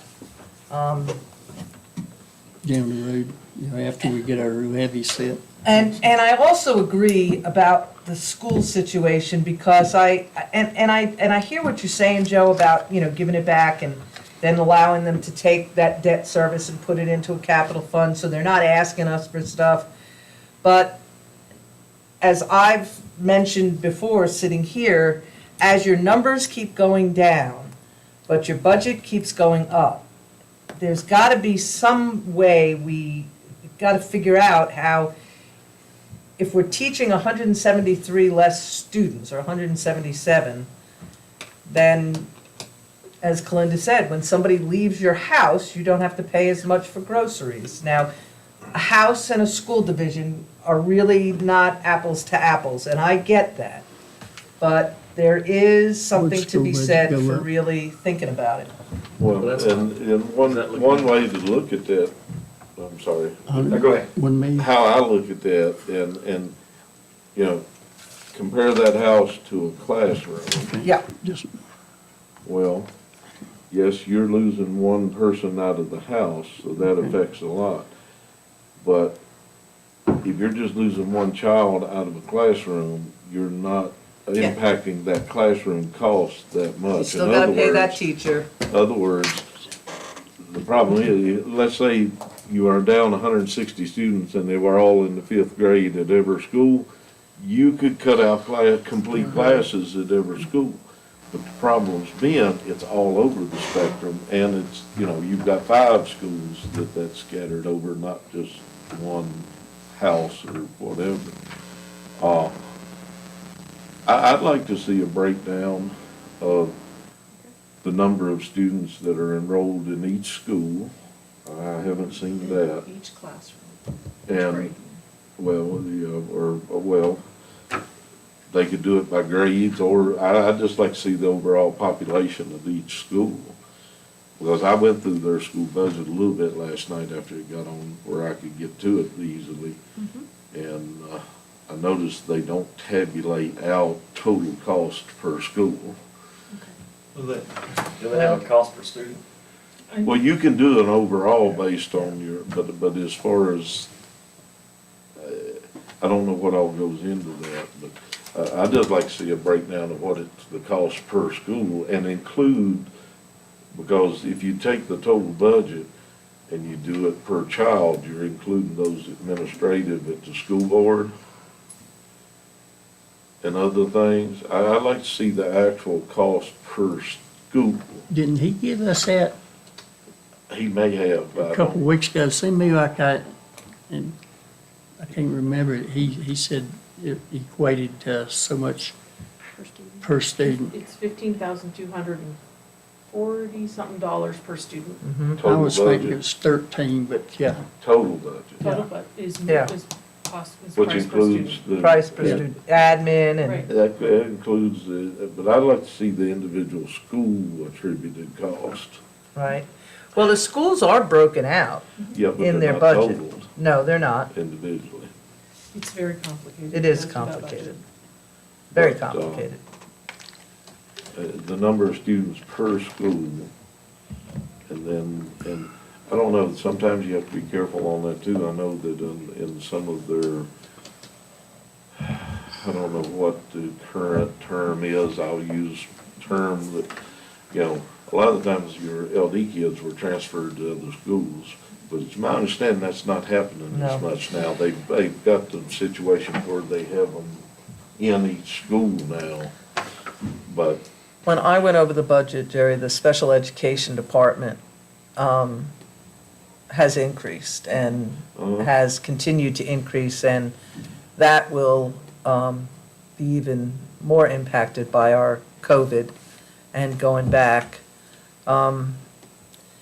I certainly don't want to do anything on the backs of students, our boots on the ground teachers and teachers' aides, the people that put in hours and hours and hours of time to educate our kids.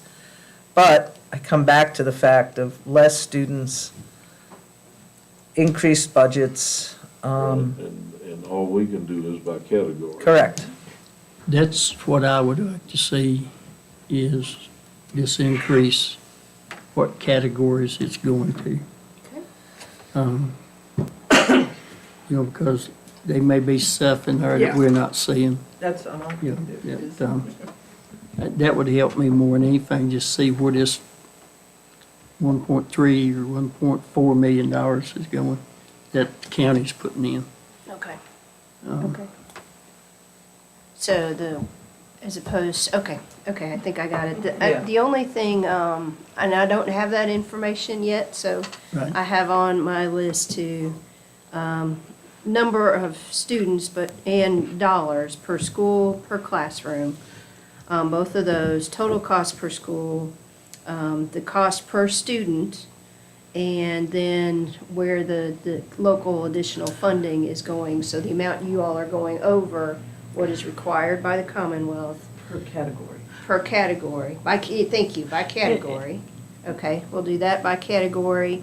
And the only other piece of information I think I can add is just, Dr. Wheeler did mention yesterday that to get to their current ask, they are planning to eliminate 3 positions through attrition. So that's reflected in there. So that's the other piece I wanted to make sure you all knew. But we'll go through this list. Would it be easiest for staff to just have Mr. Wheeler come back and ask, and so we can ask all the questions that come to mind in person? And actually, you know who I'd like to see here is Mr. Booth, He's right here.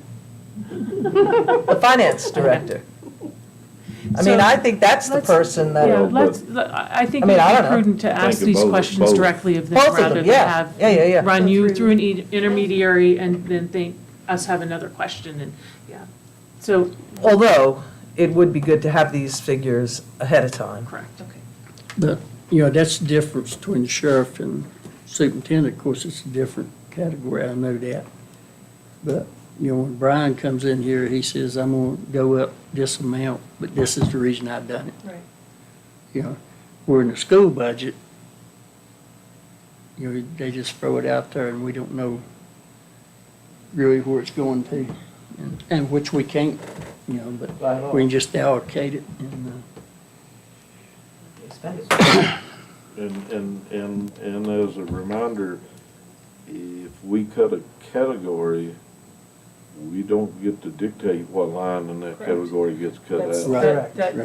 that goes to the integrity of this. That's Right. the school Finance. board's decision, but I just want to see which category is costing the most or, or the getting it. biggest increase, yeah. which is That's- probably instruction, I That's, guess, what well, I'm there's a thinking. lot, and transportation. there are a lot of interesting things buried in that 63 pages of budget when you look.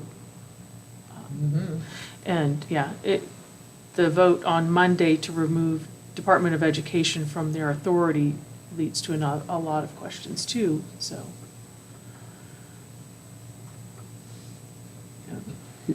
Is that what Mike was talking about there tonight? Yes. Yeah, I was just gonna say, I just wanna be sure that this already seems a little complicated and tough on the 300 downfall that we're looking at, of how to correct that. But I'm circling back to the personal property, I do wanna be sure that we don't take it out on like county employees and so forth, to compensate anything that we might do, just because if we don't have good workers for the county, Right. it's. Not balance it on the back of the Exactly. employee. Yeah, I mean, I guess in one way of looking at it, if I want to go out this afternoon and buy me a new pickup truck, It's on you, I'm taking the burden of Right. taking on that taxes and everything that I've got, but,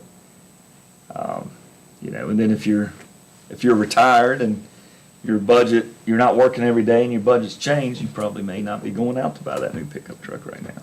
But I don't want I don't want anybody in the county to suffer for anything like that.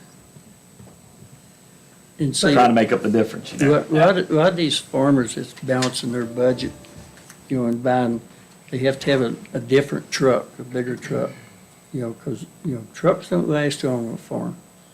And they got their budget balanced to take that in, and then gas prices keep going up. That hurts them, doesn't just taxes, but I think when they buy that new truck, they sort of figure it in their budget when they go out and buy. As a stable tax. Right. So, for example, just for my personal example, our Toyota, which is not new and it has 150,000 more miles on it than when we bought it 4 or 5 years ago, the tax increase on just that vehicle for us is going to go up almost $200. It is not our only vehicle. And that's just for this year. Right. Right. It probably won't surprise you to learn that Dr. Wheeler and Darren have offered to come down now if you would like them to. That's the text. So they want to make sure that you knew they offered to come now, or if you want to do something else, but they are Yeah. available. They've been listening in, and if you had questions for now or another time. But he wanted to make sure you all knew that Yeah, they were I offering was getting ready to say, we gotta take a break. Yeah. Yeah. Yeah, well, I think. So are we gonna take up Dr. Wheeler and Mr. Booth's offer to come and speak to us? And we'll take a short break. Think so. Okay, so we're going to take a short break and give them a couple moments to gather their things and come on down. Right, Before we do that, would you knock on the door and get Chris in? to turn us thank off? you. But Yes, Yeah. I want you to keep in mind, though, we absolutely need to settle levy today. You know, I mean, to get it in the paper, so, Well, that's why I said what I did on the budget and the personal property about going down. Right. We can still advertise the same number we've got, Right. and then that gives us more, then we've got to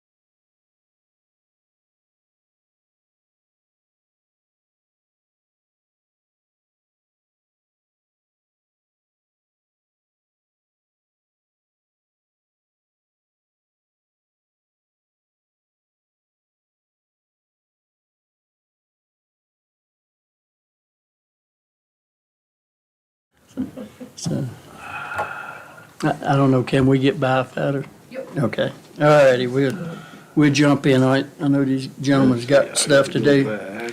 They gotta get ready for us at 1:30. Go sweep some floors. Yeah. That's all. I did that a lot in high school. Budget folder. Where is that? Outside organization.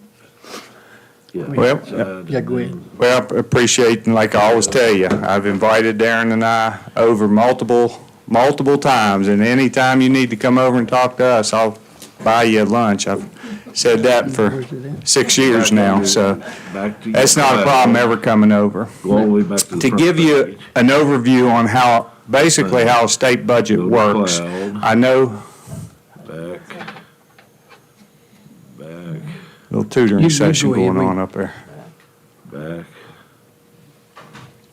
All right, now then.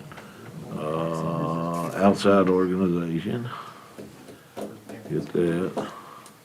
And find schools. Sleeping. There. And then hit that.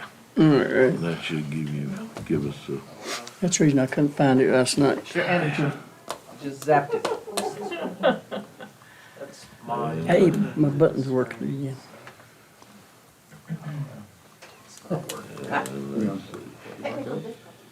Challenges. Like challenges. There you go. Joe's got a hammer if you need it. There you go, compute this. So, I turn off lights. And I drive under them. reason, That'll fix it. He just doesn't move. You had it.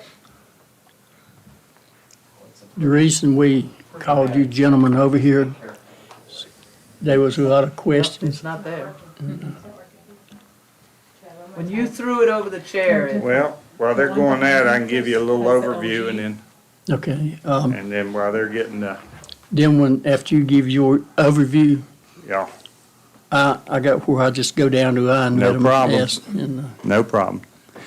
Well, to give you an overview on how the budget works, it's, first of all, it's like a state educational budget works. It's like any other, from the standpoint of there's always increased costs when you start looking over 10 years.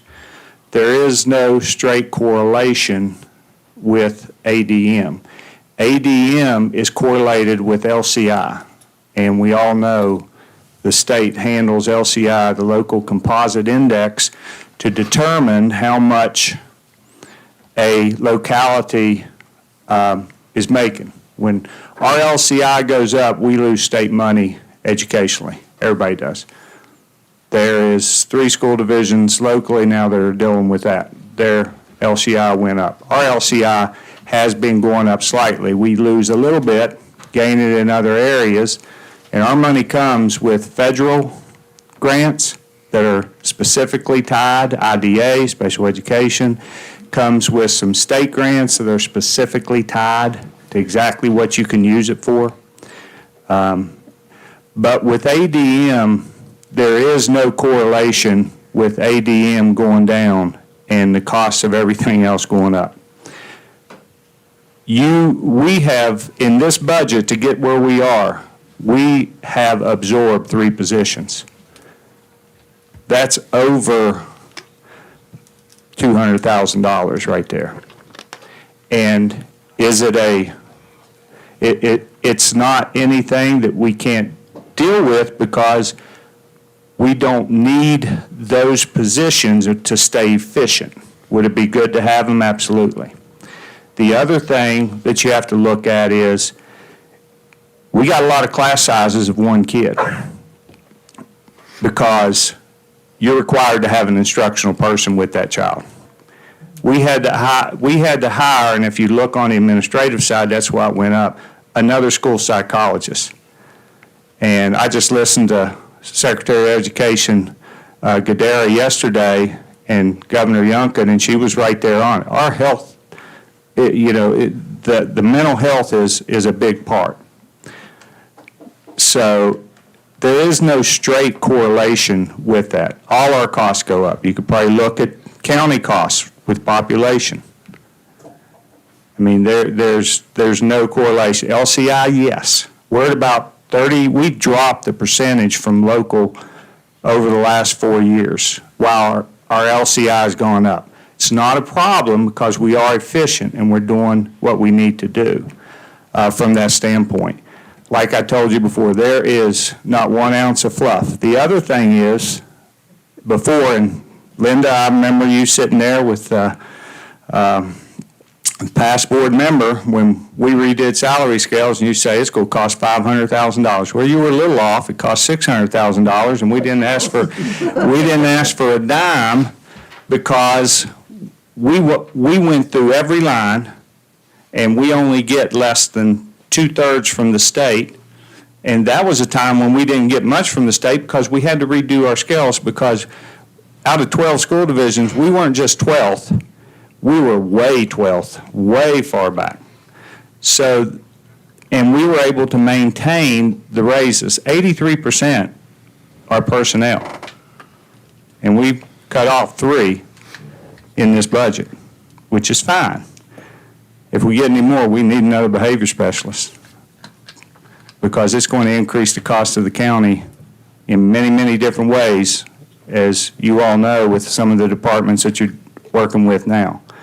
You know, that's a big part. But overall, we sent a document to Linda and Kim explaining the ADM. It doesn't work like that at all. And Darren will have some statistics there for you probably to kind of give you an analogy on how it's similar to some of the other things you all deal with. But the other bottom line is we don't have a budget. I mean, this is the toughest budget year. We got to get contracts out. This is not your issue. Our issue is this state is more split this year than it has my last 6. The last 2 times this has happened where it's delayed, we knew, one of them there was no money for raise, so we knew the step increase, that was solid. So we could put that on a contract to get those out. The other one, we knew, I think it was maybe 2%. We knew that was solid in all the budgets, Senate, House, governors. So we were able to get a contract. We came over here, Board of Supervisors said, you're good. This one, who knows what's going to come out of it. Right now we have a 5% because that's what was offered. If the state comes back and says, we're only giving you 3%, that's all we're going to be able to do because they provide us money. We're not going to be able to come back to you and say we still need a 5%. We're not going to do that. I told you the mechanism doesn't work like that. And I know, Linda, you said before we came on, that's how it was funded. I mean, I watch these other school board meetings. I'm not going to say the localities, and I feel so bad for them because they're going back and they're asking for over $1 million, and then they're going down. This is, our mechanism doesn't work like it. We take what the state gives, we absorb where we can to make up the difference so everybody gets that pay raise. So that's the other thing with this budget that we have now. And I'm just not a salesman from the standpoint of I'm going to hold back, and if they say you got to cut 80 and we added 100, we're up 20. We don't do that. Our budget is what it is. You can look at it. There's a lot of lines. There's nothing hidden into it. You start getting into special education, anything that's confusing, it's because that's how grants have to be divided, because we get some of that salary back. So, but that's the overall view of it from, the mechanism and how it works, but, and any questions on ADM, but I can assure you ADM there is no correlation in any school division in this state where ADM drops slowly and your budget drops too. And this year's a little harder year because we know what's happening to fuel and materials. And what's left out of our budget is a lot of our CTE supplies. We increased it only by $6,000 last year, about $3,000 before. They're estimating we need to increase it about $36,000. And that would be a 50% increase. We don't have that in the budget. We're just going to have to play it by ear and see what happens. I mean, so we're definitely leaving things on the table we're not asking for. And like I said, 83% is the majority of salaries. And He got a presentation, yeah. Ms. Cookenbrook, thank you for personally inviting me, fellow board members. You can slide all that over if you want to. Make yourself, Don't move too much. Oh, no. There it's back. Don't move it again. But again, I appreciate you guys inviting me over.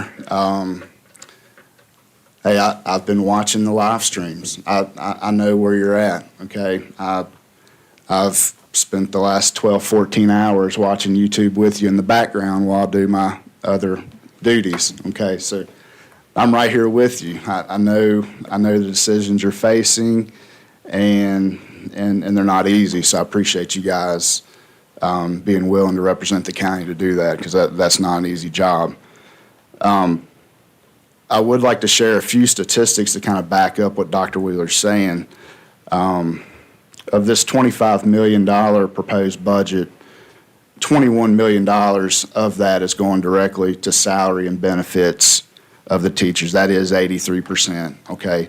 That leaves us $4 million to run the school, okay? That's technology, that's maintenance, that's transportation, so forth and so on. But 83% of this budget is going directly to salary and benefits. And I'll go back to that again in a minute. Again, not to harp on the correlation between a loss of ADM and a loss of the reduction of a budget. But there are many things that go into a budget other than directly teaching students in a classroom. You've got 10 years of teacher pay and benefit increases. Dr. Wheeler touched on how Floyd ranked historically, where we're trying to go. I think we've made good progress on that. I think it's something that we can all be proud of as a school board and a board of supervisors. I know I'm proud of it. Rising insurance costs, again, those things do not go down, they go up, okay? Insurance goes up, doesn't matter what it is, property, auto, liability, catastrophic, they go up. Unfunded state mandates, I've heard you guys talk about it numerous times in the past. Dr. Wheeler talks about it. Those are things that we're required to do as a school system that we're not getting state funding for. So that's another big thing to think about there. Again, I touched on technology in the classroom. This equipment is not going down. It's just like your used car conversation a little bit earlier. Technology is not going down in price, it's going up, okay? And these are just bare levels to supply the students what they need in the classroom. Fuel costs, that's another big one, okay? I get daily emails, on fuel costs. We watch it closely. I think in our budget, we've budgeted about a 24% fuel increase. I'm not sure that we're at a 24% increase right now in fuel. I think we're more in the 80% increase to 100. But we've got 24 in the budget, so that's a big concern of mine moving forward. Talking about bus repairs, building repairs, we budgeted a 7% increase in bus maintenance and repairs. 5% increase for building maintenance repairs. None of these goods and services are going up 5% and 7%. Timmy Cox, he stays on top of that stuff, especially with the CCDC and the rising cost. He said most everything is going up at least 40% in costs of goods and services. We budgeted a 7% increase at best. Those are other, concerning percentages. No increase on the CDC to us. The construction companies will weed it or we've eliminated, so don't worry about that. That's on your budget. Of course, rising food costs and stuff like that. So, I could go on more examples, but I just wanted to touch base on some of the categories, some of the increases that we budgeted for that don't necessarily line up to what the economy is showing right now. But, we'll find a way. I think last I looked, maybe in February, inflation was 7.9%, I think. So our costs of goods and services are going up well above the point of inflation. Again, to talk about ADM a little bit, we primarily use the ADM figure provided by the state, which they rely heavily on the Weldon Cooper information. They actually projected us as an ADM of 1641. That's within 5 students of what we internally projected. So we feel comfortable going with that. I don't think the state factors in, loss for homeschooled or private school. I will say, I think in this school year, we experienced a significant loss to homeschool and private school, and it does affect what we're getting from the state. Fortunately, during the COVID year, with some of the savings in a budget during COVID year, we were able to, prepay a few of those major expenditures to put us in a good position this year to offset that drastic ADM loss that we saw. That we definitely didn't expect to lose that many students, but we did. But now we're back in line with what the state's projecting for ADM.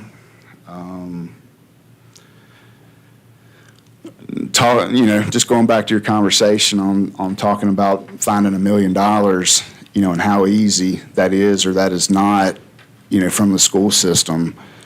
I would venture to say that there's not $1 million in your transportation or in your maintenance or in your technology lines to pull these. I think you know where I'm going with this. You're going to pull $1 million from instruction, okay? If you take a step 0 teacher that comes in at $40,000 plus their salary and fringe, you're looking at a total out-of-pocket of $60,000 per person.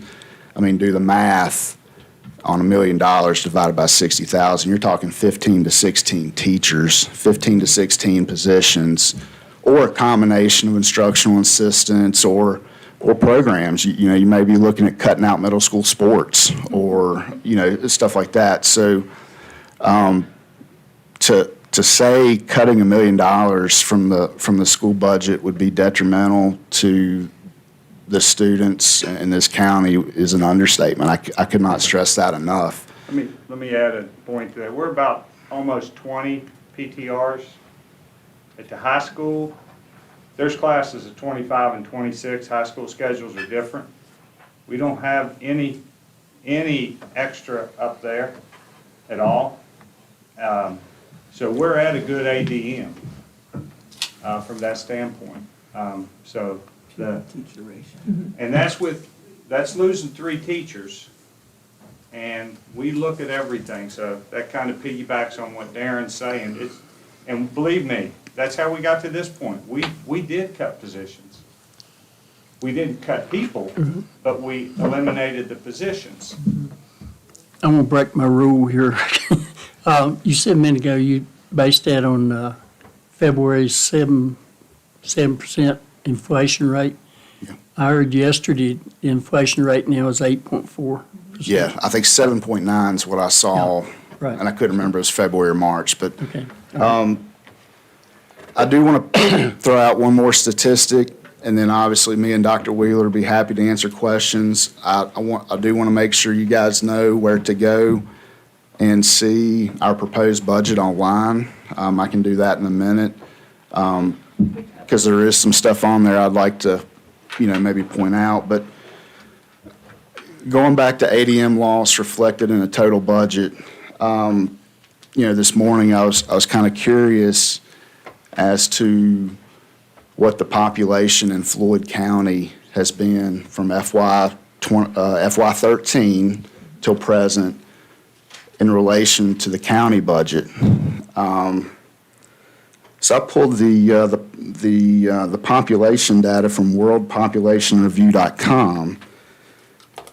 In 2013, the county population was 15,482. And then this is showing in 2022, 15,626 for an increase of 144 residents. at a 0.93% increase. Now, for what it's worth, I did visit a few other websites, and they're like plus 20 or 30 one way or the other, but I think we get the point on that. For everyone that moves in, they die.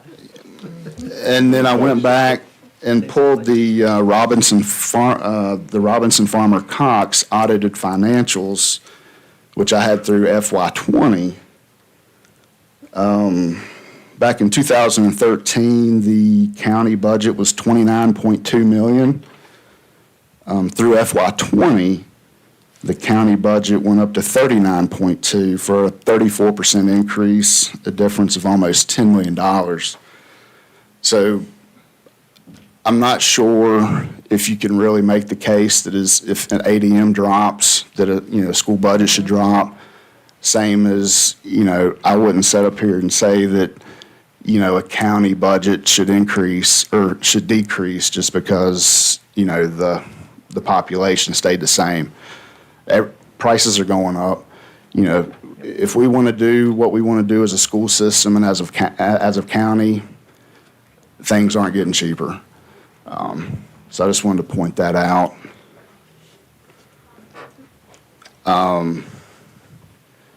Again, if you want to go online and visit our budget, you can go to floyd.k12.va.us. Come here to the left, you got departments. It would be prudent, I think, in the future to just send those to us proactively. We did reach out to administration and ask if they wanted the line item or if they wanted it categorically. So at the time, we sent over categorically per their direction. But this, finance, go to budget and expenditures, and it's actually got, all of them listed here back to FY17.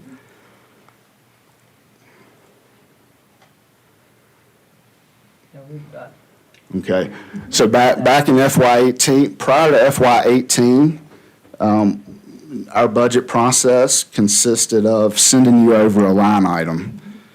And I never really understood that. I didn't think it was transparent. I don't see how, it's complicated enough for us to work with it.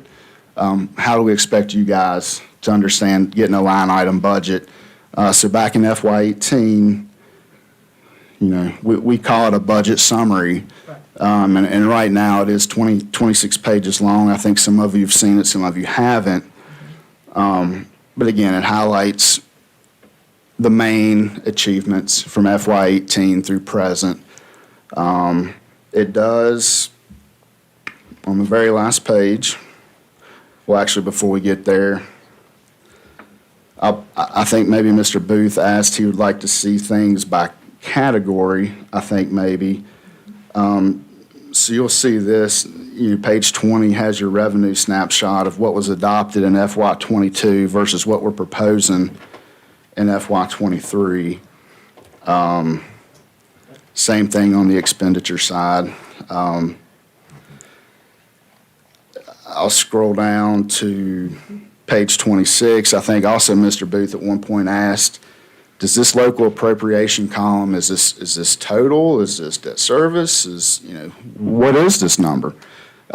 It's total funds from the county to the school board, which does include debt service. And I might add, when I started this back in FY18, this is the exact document that I received from the county when we did it. And I've just continued to update it from that point in FY18 on. So Dr. Wheeler spoke on the local composite index. It is kind of interesting that, again, right now, the LCI is 0.3418, again, which is based on the county's ability to pay. So that's saying that the county should have the ability to pay 34%, and the state then would pick up the difference. Again, I'm not agreeing with that number. I'm not debating that number. I'm just telling you what the number is. And if you look at the far right, the county is very, very close to that LCI number. In fact, several years ago, it was up as high as 36. We're proposing now it's actually would come down to 33%. So I think we're heading in the right direction, and those numbers should reflect the efficiencies that Dr. Wheeler and the staff has worked very hard to obtain over the years.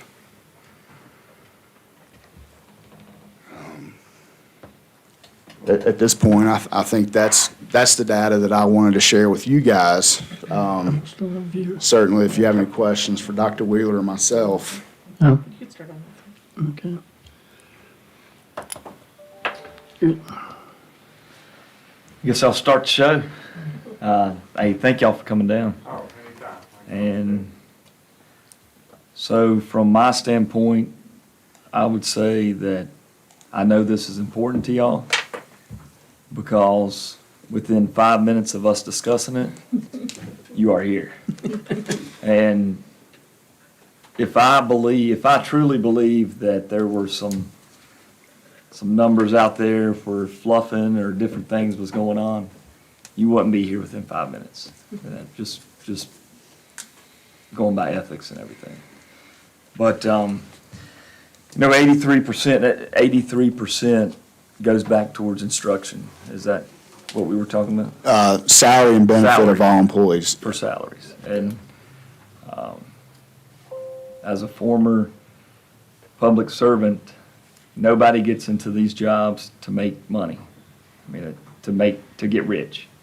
You don't do that. So I would never want to, I would not want to do something to jeopardize somebody's salaries and so forth on that. But, in terms of the ADM and then the county budgets from 2013 to 2022, I think your point's well taken versus the county populations and the ADM of the schools and the increases of the county versus the increases of the schools. But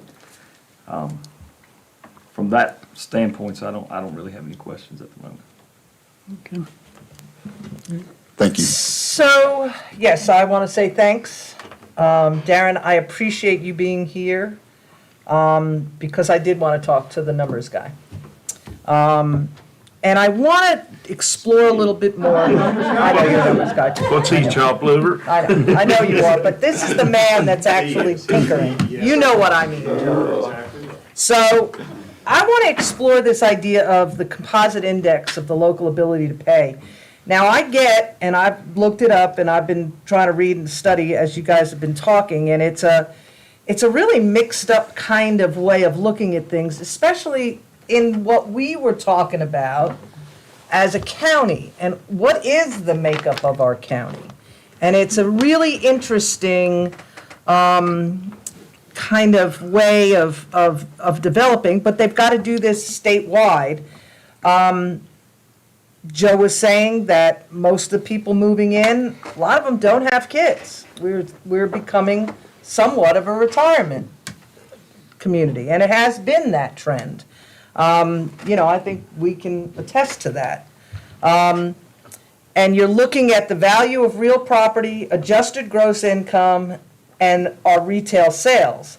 So we're kind of in a, if we're adjusted gross income, and you've got retirement folks, some of them are going to be on the low end, some of them are going to be on the really high end. That's how it's kind of skews where they want us to pay more. It's a very interesting makeup. I mean, they want you to get to 55, 45. Obviously, we've never made it that high at all, ever, just by the makeup of our county. I was not in any way saying that it didn't cost more. Obviously, it costs more to run a county, it costs more to run a school, it costs more to run a corporation like we have in our facilities. I'm just making sure that we're doing what we need to do to explore all options, and having you come here and talk to us, and you also be on this live feed, shows people that we're asking some of the tough questions and that we want to know the answers to, I agree, there's no fluff, but are there other places to cut? And that's all we're asking. Because we've got to look here, and we're going to put it on other departments, so we just need to know. I mean, So if you're asking if there's other areas to cut, like I said, we still have things left on the table, and Darren is the numbers guy, and I look at each child and how we're serving them, and very fortunate and blessed to be able to do that in my job here because I'm not bogged down by other things. And that's a tribute to you all too, that I can actually work with homes and work with children because we need everybody. We've allocated every position that we have had at the school board office to schools, other than the people that have a lot of federal. So we're looking at meeting the needs with the most specialized people and the fewest. So from that standpoint, there is no more personnel that we could eliminate. It's just not possible, and that's our biggest dollar. And the other things, if the economy was great, you'd be seeing a big negative number on our side because we would still have absorbed 3 positions. We would have still done everything we were doing, and it would have been much better. But, we're just at that time, and like Darren said, we'll find a way to make it through. I mean, we shorted ourselves on the additions of some things, but we can't put that burden on somebody else. And like I said, we went through this for 6 years, and if there's money left that's not used, that means there's a child that we could have spent that money on. And that's how I look at the budget, every dime that we go through. Obviously, we got to have a little bit of carryover for usually around 2%, but you shouldn't have a whole lot. And now we're getting out of the pandemic. We'll see, it'll be minimal this year. It'll probably be extremely minimal next year. We just want to finish with money this year. We want to finish with money next year. So there's really nothing else for us to look at from that standpoint. We'll see when the state budget comes out, because if we take a $100,000 hit off of what we projected, we're going to have to go back. We're not going to come directly to you. We're going to have to come back and see where we can get it back to this point or better. And obviously, this all has to go through the school board, and I told you before, and I joke with them. They tell me to shut up because I'm too nice, but I like a streamlined budget, and I'd love to be able to get less and less from you all. And one day, maybe in another life, I'll get to Richmond and say, give us that money back. You took it away in 2008. Give it to school systems and stop hurting the locals. But right now, no, but I think the next step is we got to see what the budget comes back at, and our plan is to not come with any more ask unless the bottom falls out, and then we'll all look at it together. Go ahead, Jerry. You answered most of my questions. Do you have a breakdown of the number of students per elementary school and per high school? And I noticed in your budget, I know you have, like Floyd E. expenses. Do you have somewhere a total for each elementary school? He'll bring it up and he'll talk to you. Our membership is in every school board meeting, and we look at that for staffing. Right. 4 years ago, the state made us do the budget like this, line item for every school. Right, I Before know. it was lumped elementary and Right. secondary, so we Right, added yeah. 700 more lines. But you could look at each one. The only thing you can see there, and we use these numbers, and we have a spreadsheet, but it's this. Oh, and that has a pupil-teacher ratio as well. It has all of them. Yeah. And Could Mr. we- Booth, Could we get a copy of that? You can print it off from it's on our. She's already on it. Yeah. Look at that one, and that one says yes, so you got her well-trained. Yeah, Mr. Booth, one comment I'd make is, he mentioned about 4 years ago, the state made us go from before, now the line items are broken down by school, Floyd E., Check, Willis, Right. Indian Valley. About 4 years ago, It was actually even less detailed than that. It would have said elementary or high school, Right. elementary or high school. We had to go back in and add about 400 or 500 lines of budget codes to be able to split it out by school. Right. To report to the DOE, and there's actually a website that has all of that calculated out by school.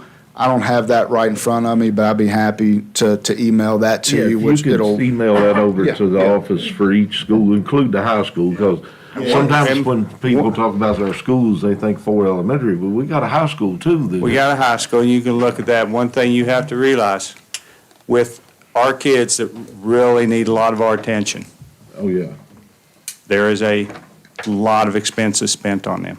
yeah.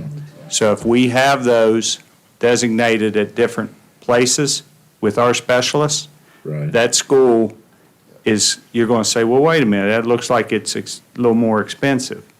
The other thing, like with IDEA and the federal programs where we get reimbursed, which is beautiful, and a lot of the grants, when we go on our tour, we'll talk about that.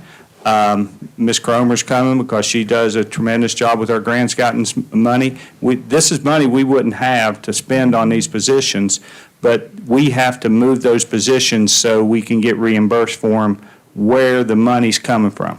So sometimes that's in the budget too, if you see IDEA, and Right. a lot of those are the special needs. But other than that, it should be pretty. And forgive me, I don't have the up-to-date, I should, I don't have it. All through my years, they were, the classification, I guess now it's special needs. Is that the correct terminology over learning disabled?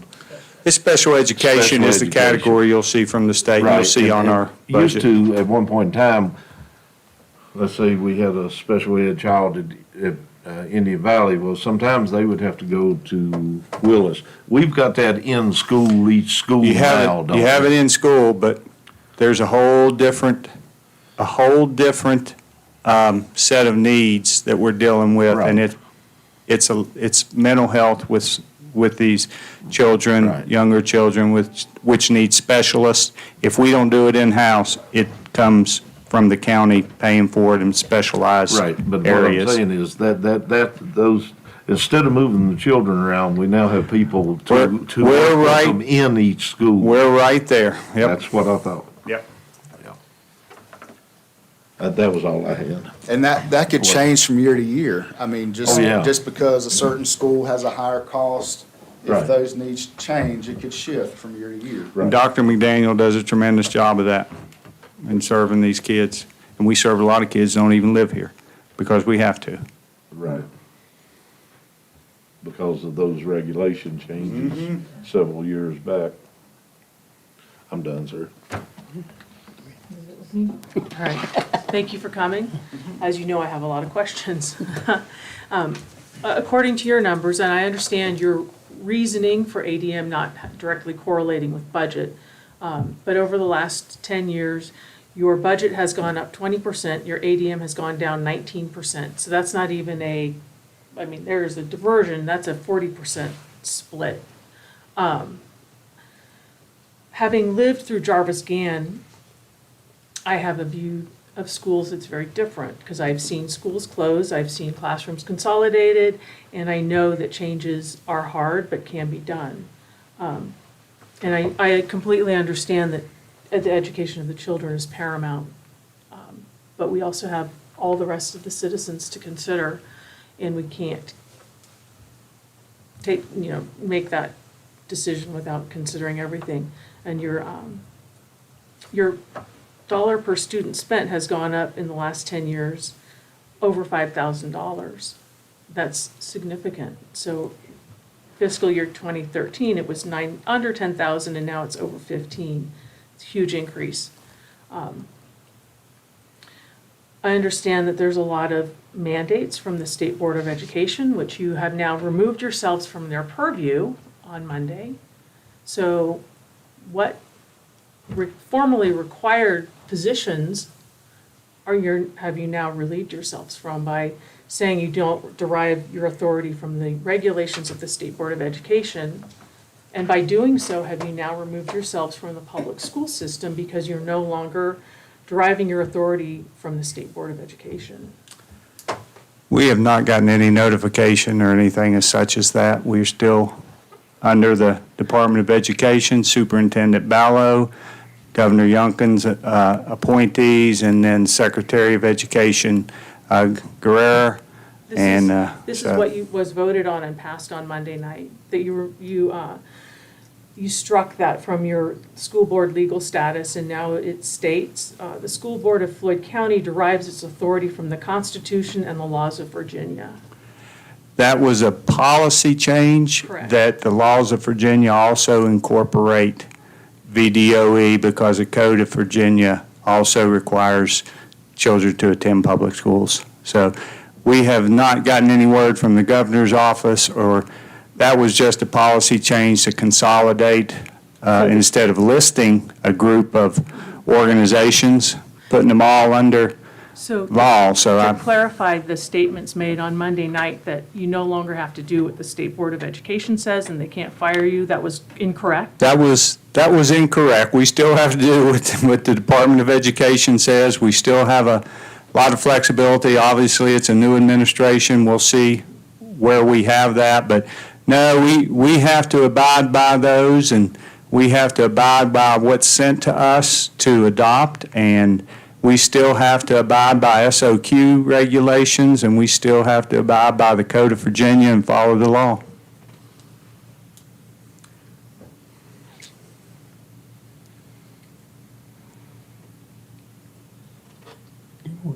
I think, no, That's it. thank you. Back, you asked something about doing the line item. Give you a little history on that, but I won't get too far in the weeds. Pre-Dr. Wheeler, when I first come on the board 11 years ago, we had a war. And we ended up saying, look, if we don't give you the money, we want a line item. We want to know where it's going.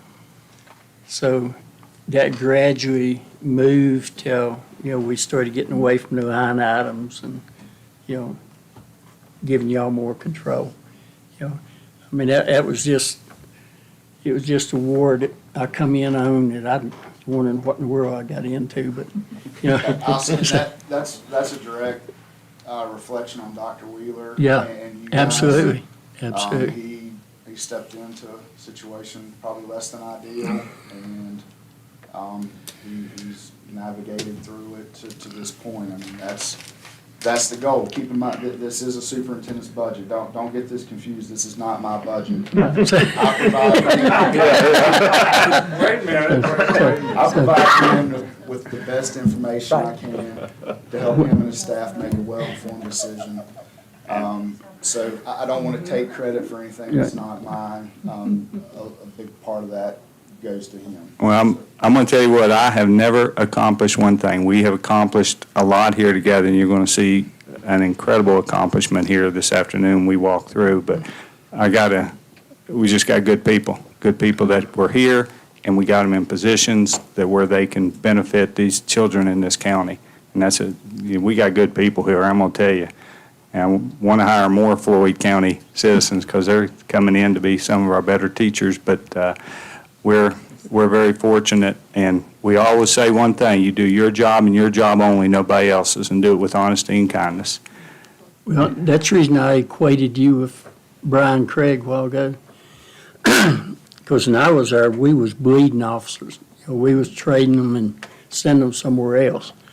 But since he's took over and he started building his staff, these guys there could go somewhere else, make more money, but they love it here. Yeah. And that's the way it is in the school system too.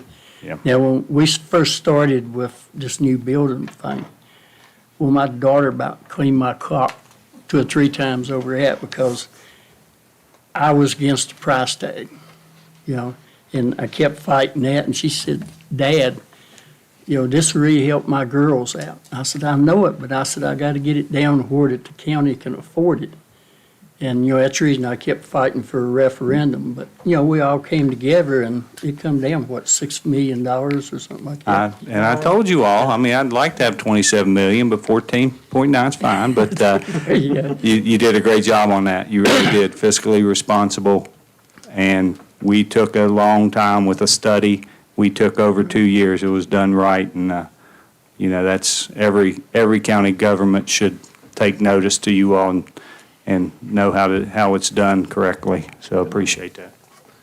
And y'all did a great job of getting the information out and available to the public. I think that's what sold this project to the citizens of this county. They were able to, you had many displays and meet and greets, and they were able to understand maybe better than we could have got it over to them. So that's a big plus on y'all's side. Or I think so. But, like I say, y'all answered my questions, actually. Dr. Wheeler answered them when he was giving his presentation about, I wanted to know why it went up, what was it, 1.4 million or something like that. But I understand now. I'm a visual person. I gotta see stuff. And, but I appreciate y'all doing that. And so anybody got any follow-up questions? No, I don't think so. We appreciate you.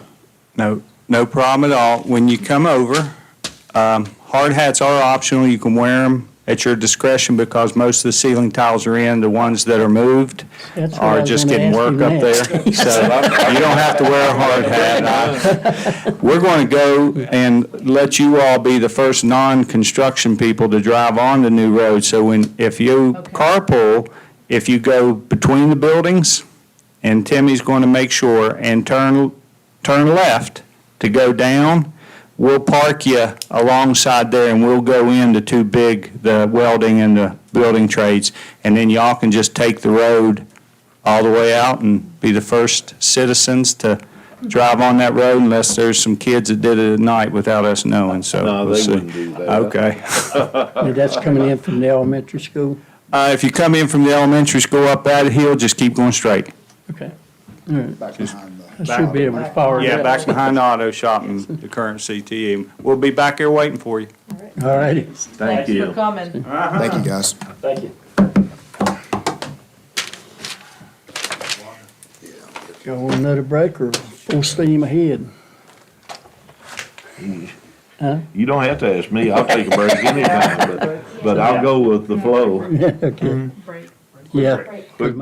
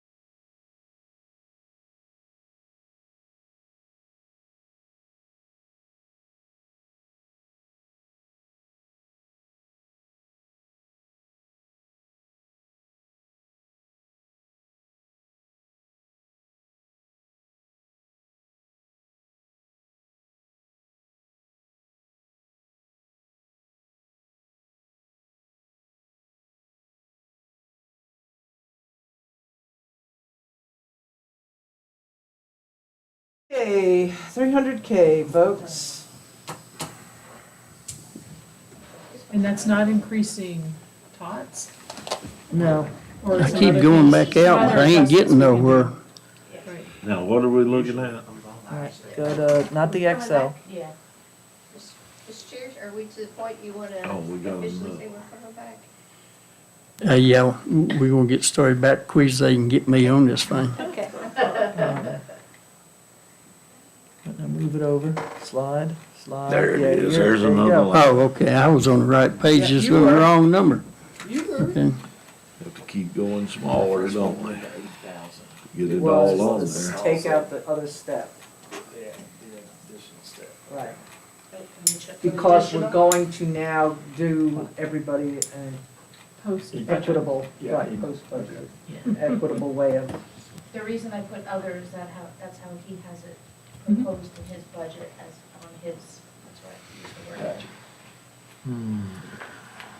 but just the key word there for column J is equitable. The password is.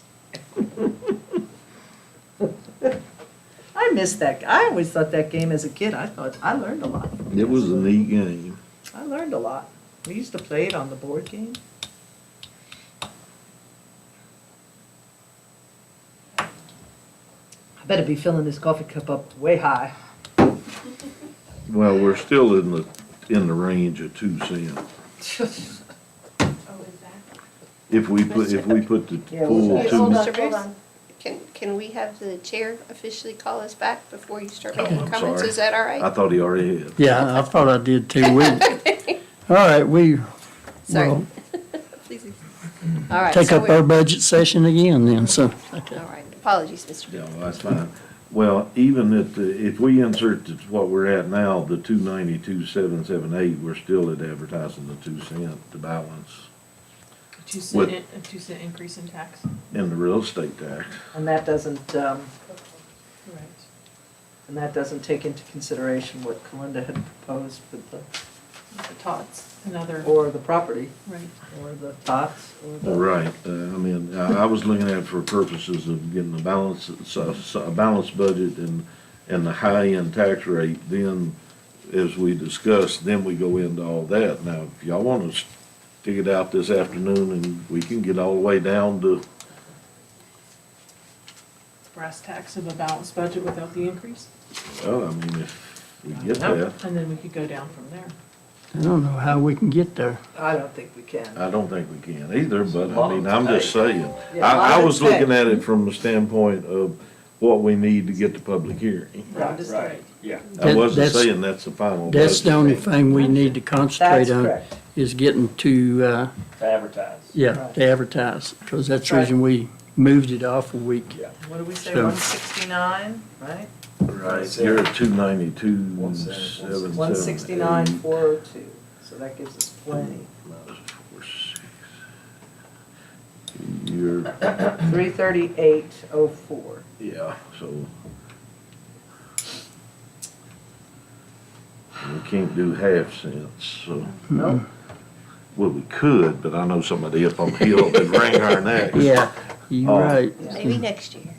No, and what that would do is it would give us money for that stabilization fund. Well, that's what I was Talking about, saying. For now, Or the we, contingency fund. we insert the 292,778, and then with a 2 cent increase in the real estate levy, that would cover that, then that would give some that for the moment we could put in that stabilization fund, Minus 29278. I think.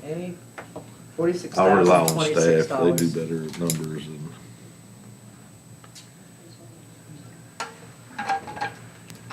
All right, so just want to make sure, because we will have to publish not only, potentially publish not only the rate, but the longer budget.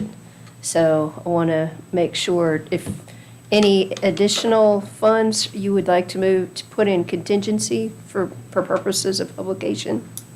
I just want to make sure that's clear Well- before, that we have that instruction, if that's what y'all are saying. Well, or put it in the budget stabilization. Is that what you'd like? I mean, contingency, we've already got at 250. I'd like to see that. budget stabilization. Stabilization. So if go they back do a up. two, if I might, so if we do a two, you all do a 2 cent increase, and then any extra after they get past positive would go into budget stabilization. Yeah. And that's that what would we be the want. motion? Right there. Or what, however you choose to do it, but, and that would bring your rate to, Can I get a consensus on that? Oh, I agree to that. Yeah. I would agree. Can you go ahead and move that 292 over where it goes and let us see what,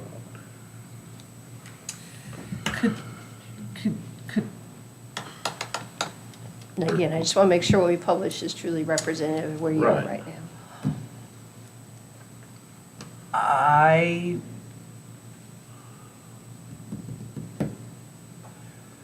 just off the top, are we looking at, if that animal control were to be a part-time, what are we looking at, like 18,000, 19,000? Just a ballpark, when the, because I don't know that I'm counting. see, you got everything else. that I kicks know, in. I Yeah. know, I'm just wondering. Probably 22 or 30 maybe. I may be off. After a while, my brain goes sideways, so I'll shut up and let staff do it. And this is out without the polling place too, right? Right. Correct. Without the, if I might, Mr. Chair, without the recap polling here. place. So we took out the 50,000 for the 2 polling places and moved the 120,000 that had been requested for the backhoe for solid waste to ARPA with the instruction to continue to look for a lease purchase option. So those things have all been Which if that adjusted. goes back in, I wouldn't, depending on how long you had it, 8, maybe 5,000? I was, well, I was thinking 10 at most, Oh, max. yeah, that's why I'm saying Max. 8, 5 to 8, somewhere in there. Yeah. On a what, 5? 5 Yeah. year? Yeah, because you go any longer, You're- you're yeah. depreciating. So, but we can move that out of contingency or out of stabilization within the budget and still not affect overall numbers. Right. But I still think we ought to use the ARPA money. So if I. Yeah. If I may, the request, a full-time position at a 36,000 salary would be total with benefits of $51,147 total. If we move that, and I just split it in half and put in 18,000, 20-hour a week, it would come to $22,034, which is $29,113 difference. I was off a little, sorry.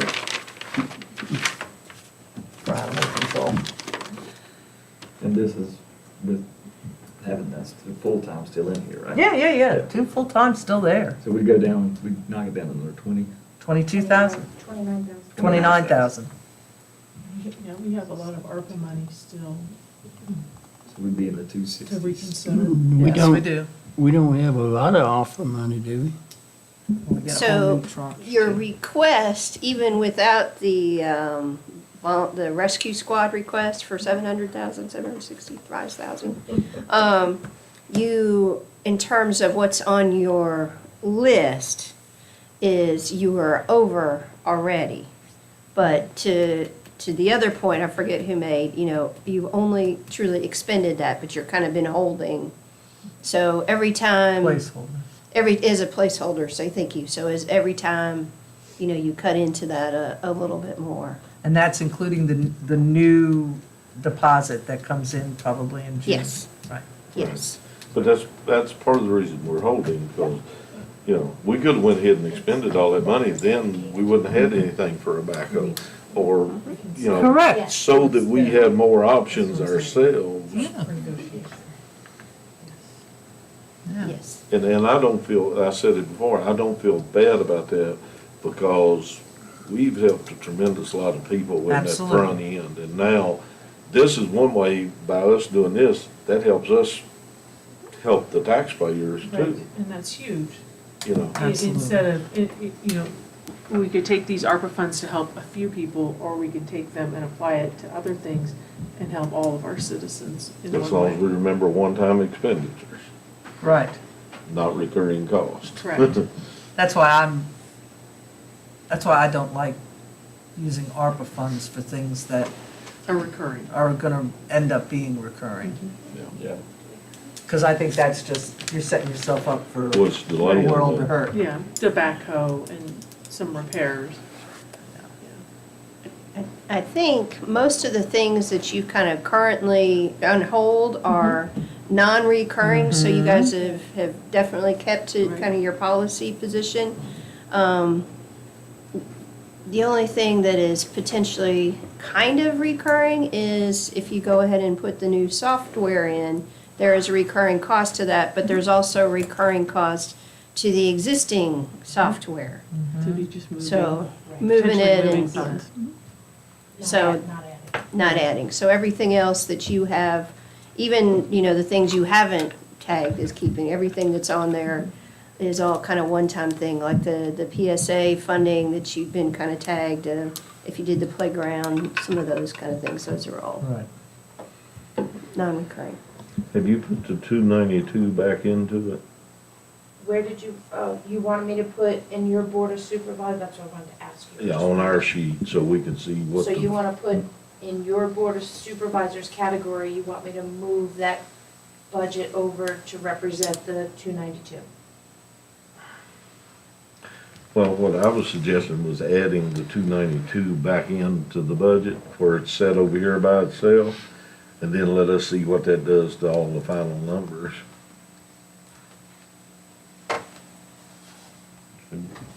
Yeah, I hear what you're saying.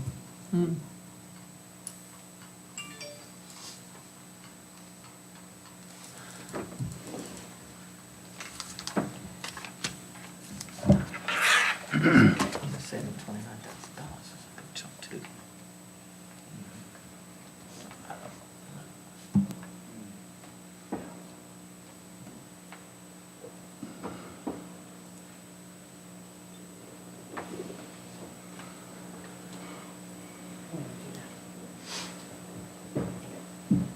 Pressure. Right.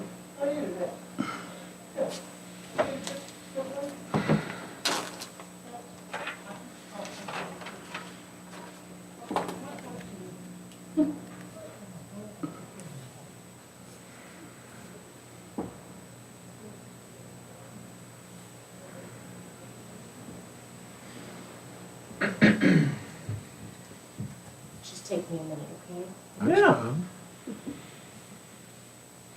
No, we want it instantaneous. Well, you're kinda getting instantaneous, but a little delay. It doesn't It's have to- delayed instantaneous, yeah. Since apparently it's my good report day, and I can only stand so much silence, I did also have a really nice conversation with the folks at Haven Chapel, Haven Church. Yeah. And so they may have come up with a design that we might try to replicate. So they actually are going to, he and Cheryl are gonna put the new design on one of the ones across from Slaughter's and see what happens when you have different group of people looking at it. But so so far he seems to have figured it out. What do you And, mean, a new design? Well, they put some additional items on there that help it go back by itself. And it is a little bit harder on the drivers because they have to get out and actually disconnect things and stuff. But it is a lot easier than picking up all the crazy stuff spread out all over. So, so yeah, he and Cheryl have been working together really well on that. Been looking good down there. Great, great. And the cameras for that site have been ordered, and depending what we see out of that, then we'll come back to you and maybe look at permission to move some more money out of that green box fund that you already have to pay for some additional, and we might have some ideas about places might be useful. And I have forwarded along the pictures that include folks illegally dumping in vehicles that are easily identifiable as not Floyd County. Yeah, like these big old work trucks. Yes. You know, that just shows you when the community gets seriously involved and really wants to help, they can come up with some good ideas for us. Right. Makes our job easier. So Drago's been on top of that deal. Yeah. one of the things that I was mulling over in my head was revisiting our green box ordinance and the fines for dumping illegally, and maybe creating a citizen reward, something, so if they're able to capture, Snitch award. yes, yes. You talking about a bounty? Pretty much. Garbage yard. So the community starts policing themselves. Yeah. Yeah. If you start a bounty, the judge is not going to accept it. The bounty. Yeah. So I think Carroll County had a bounty on something one Oh my time, and gosh. They did for, Yeah. what was it? boy, I tell you what, they came out of woodwork, and the judge says, mm-mm, no, no. Let the phones up. Yeah, yeah. Because, you know, with the bounty like that, one of the biggest drawbacks is if you got neighbors with animosity towards each other, you I know, feel you the get a lot of, Yeah. he did, he I just- did, he did, over the you know. dumpsters. You know, Yeah. so, yeah. You know where I'm coming from. Oh, I got you. Yeah. You know, so.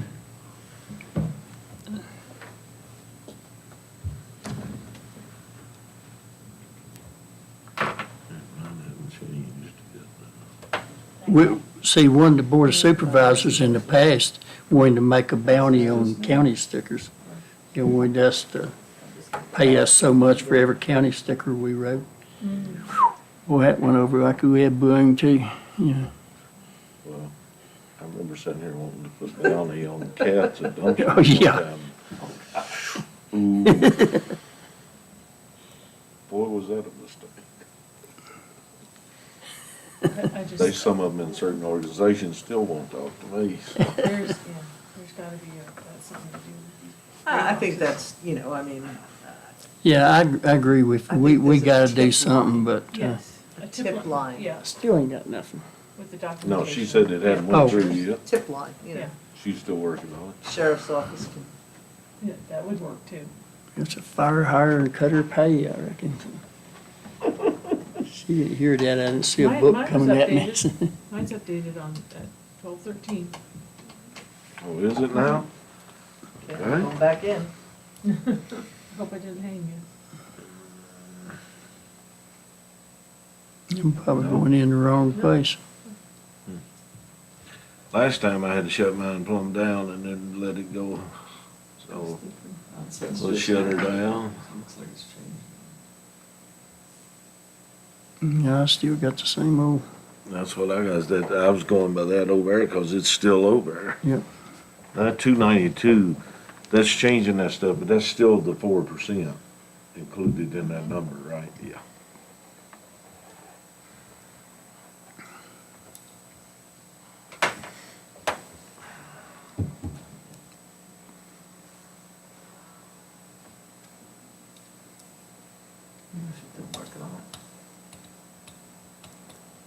I like the electoral board's idea of that mobile voting thing. Oh, I do So you too. can move from district to district. I do You too. could be in Indian Valley on Monday, Birchburg Tuesday, and then the next week it would be Indian Valley Tuesday. Yep. You know, rotate the days. Yep. And you can even go to the other ones. And as Right, that's what I'm long, saying, you can hit all 5 districts, Well, 5 days sure, a week. yeah. yeah, and as long as nothing on the actual voting is connected to it. Nope, Right, That's just the rolls. just the roll. just the roll. Yep, nope. Which is potential for play in there, but I know they're supposed to be secure, but I never, given what we went through, nothing is secure. I never trust any electronics, man-made projects. But I do like their Still got system. They assess our machines and the software prior to the election, and then they assess them after the election. Yep, it's an amazing process. I've It's learned a so double, much. it's a double check. Yep, It's one extra step, but they, and they've got everything locked yeah. with these locks. I've, You it's remember the been, machines that set up there, yeah. Yeah, we had to check them every so often, make sure nobody's messing with them. Yeah, they but had now a you seal can't. they put on. Yeah, now they have the seal and you can't get in them. It's really. Remember Virgil Allen would come in there, him and Cody's Webb, and they'd load them things on pickup and start hauling them out. He told me, he said, even with all that, he said, you could actually switch out rolls in there. Yep. He said that was the downside of that. Shifted back here, 'cause I had to take the kids to school. Yep. And then, just this. Yeah. As I was That talking to was Lord about about the the one only I way gave on the on way them. in. Really, And I said, you have to take the kids to school. but he said a bunch of people would have to, because of them checking it out the way they did, but the whole group would have been in them. Yeah. Oh, yeah. I forgot Oh, about yeah. that, AJ. But you know, But we've been lucky if you think about it. Now, Yikes. you go back before Crazy. many, many years ago, I know that Now, there was crazy. a 16-year-old And listed it's to still hard to vote. believe that Joshua would do it. And It's not that. Freshman at in one college. time, this was two in each party. And I Two do wonder Democrats and two if, Republicans you know, still listed I mean, that if he had would have been voted, but freshman, they've they been could have buried held for a him, year because his and a birthday half. was so late in You September. know, but Yeah. you're always gonna have a They could have little, held him and then. I've sat there and started watched, that was next before year, this so he'd be graduating this year. hoopla they got now where there's certain felons can vote. Mm. But back in, I have actually sat there and watched some, and I noticed convicted felons to vote. vote. But it was such a pain to prosecute. You know, Hasselderson busts his heart, jury out for some reason went after him. Yeah, And even his lawyer back in the day came and said, and Luke Thompson did not forget anything. And Luke says, I remembered it, I defended him, and he was not convicted. But they couldn't find that record. right. So he ended up losing his job over it, and I think it was BS myself. Mhm. A lot of people don't realize that that's through Hasselhoff Church here every time. They just convicted felon. Really? And that was. I never put Hassel- it together, but now that you mention it, yeah, that's a good reason. Yep. And that came out of Hasselhoff. Because him and Hassel got in a fight with his kids. Yep, there could be several books wrote on this county, You right. only after our families moved out and we're dead and gone. I'm gonna do like a mafia. I'm gonna write me a book and I'm gonna tell them not to be published till after I'm dead. Be a lot of red-faced people. They would probably be digging me up so they could kick my butt. It's still on there. So, 169, 419, Nope, it's still the same. 338, 984. They must be working on it This goes still. in.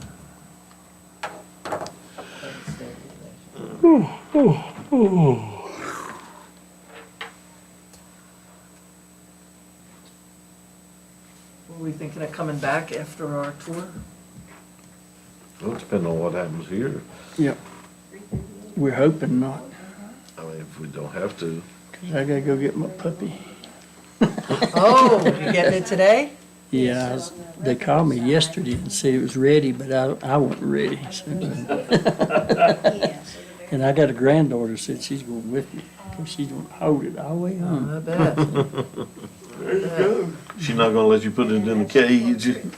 She's already got a name, and me and her are sort of negotiating on it. Oh, I told her, I said, I want to get it, watch its attitude for a couple of days before I name But she's already got a name, huh? The kids always want to name a horse as it's born. Yeah. You gotta watch these things a little bit. Yep, you it. do. Yeah. My blue heeler, I named him Augustus McCrae, after on Auction Day. I called him Gus. Yeah. I tell you, good, my dad and mom always named all their cows after people off TV. There was a little program on there, Alice. Right? We had a neighbor, his wife was named Alice. And I went to get her one morning and she was gone. I couldn't find her. And I was standing up on the hill going, yeah, the cows, yes. But I was going, ooh, cows. And so, here's Bonds come out in the back. Somebody calling me. Boy, my little feet went across the So later on, I was going down the road, and, you know, and she come out and she said, "Was you calling me this morning?"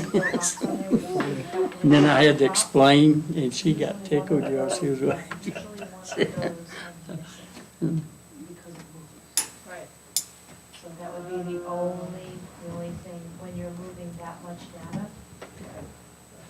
It's sometimes like instead of it being 797, it'll say it should be 796. Huh? We feel like they'll have enough, we just gotta find it. That's correct. Yeah, it's off by 34,000. I'm glad they know how to play with them numbers. But she's putting in the 2-cent increase. Would the new accounting Sherry? system have a budget feature, so? Yes. It's one of the 4 main components, yes.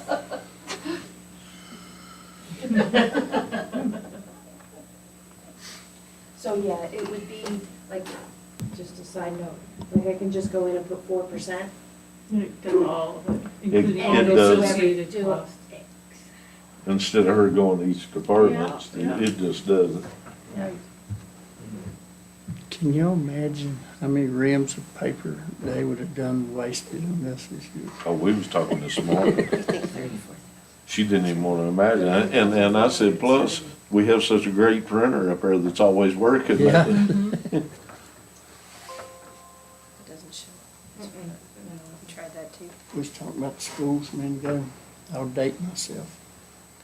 I remember when I was in Well, the 7th no, grade, no, they we're put us not on looking school at that. buses, We're take us actually over to looking Willis for- High School for 8th grade class. You know, before Mhm. we consolidated. If you had a bunch of kids upstairs and they get stomping around, it would shake that whole building. Oh, I bet it would. Still had little brown shacks out back. You know, so. And then that Did Cleophas send up with that to be the building? number that instead of But, it showing Yeah, that's where he ended up, yeah. I've got 582. a little table and 3 chairs that Covey Sires, he got a lot of lumber out of See it and they tore it down. 817. And he made my kids, we got him to, he made them a little table and 3 chairs out of the lumber out there. Oh, but daughter, If you wanna mess up a good saw blade, yeah. you get them old oak 2x6s and stuff. 126, 849. That's like my kitchen floor. He used to be the floor in the Rock Church out at Rocky Knob. Oh, wow. You One feel inch confident? Yeah. We feel confident that they will have enough at 2 cents. They remodeled it yes. and had us put So 2 we and a could- quarter what we in. could I asked do him, what are you gonna do? is I Go throw it ahead and away. take their motion, I tell them we're said, comfortable. all right, Going if I in the bag. salvage what I can Go. salvage, I salvaged And then enough to we do can my even kitchen, a little run kitchen a- and dinette out of it. Copy up to the school. Sand to it hand out to them beautiful. so You they can cannot see get it, wood that looks what like they that voted for now. was accurate, but that'll That give was us what, some time to do that. 1920, Or- 1919? They're gonna be up there, so Yeah. then they can go grab Before lunch the and big we can just. pollution. Yeah, that was like impact. virgin They wood. have an idea for us. Okay. We have a suggestion. We have somehow a missing line, but we feel There's a cell. a cell that something's not right, but we all seem to feel confident, including Kim, which is most important, y'all, that if the 2 cents would more than cover what you have and allow for some money to go to budget stabilization. Yeah, So- 46,000. Yeah, so but we can't get it to function right now correctly. So might I suggest, so you guys can have time to get lunch and get up to the school and stuff, if you're comfortable going ahead and making a decision with whatever mechanism you prefer. And then we will be able to work on this when you grab lunch and go up to the school, and we'll put it in your machine, but we'll also can bring up a paper copy up to the school so you can see it for sure. If it's not ideal, but that would allow you guys to not sit and have to stare at us trying to find it, so. Did you get a chance to double check on those, on overbid on the building and that other stuff yet? No, we did not. Just after our discussion the other day, I just asked her to revisit the cost on the shell building and then the grant money revenue to make sure that, we have some new numbers there from when we first started, so make sure they're inserted, the new numbers are inserted. Which a lot of Also- it's gonna be a wash, but. Also, should we come back just before, after we're finished with the school, to come back and just? I'd rather finish up what we're going to do now, so when we leave the school, we can go, unless everybody don't agree. So, yeah. I'm good. I'm comfortable with the parameters we've talked about for the purpose of advertising. and public Yeah, hearing. I mean, we're still gonna come back and look at the budget. Oh, yeah, we won't be done with the budget for a long time. Correct.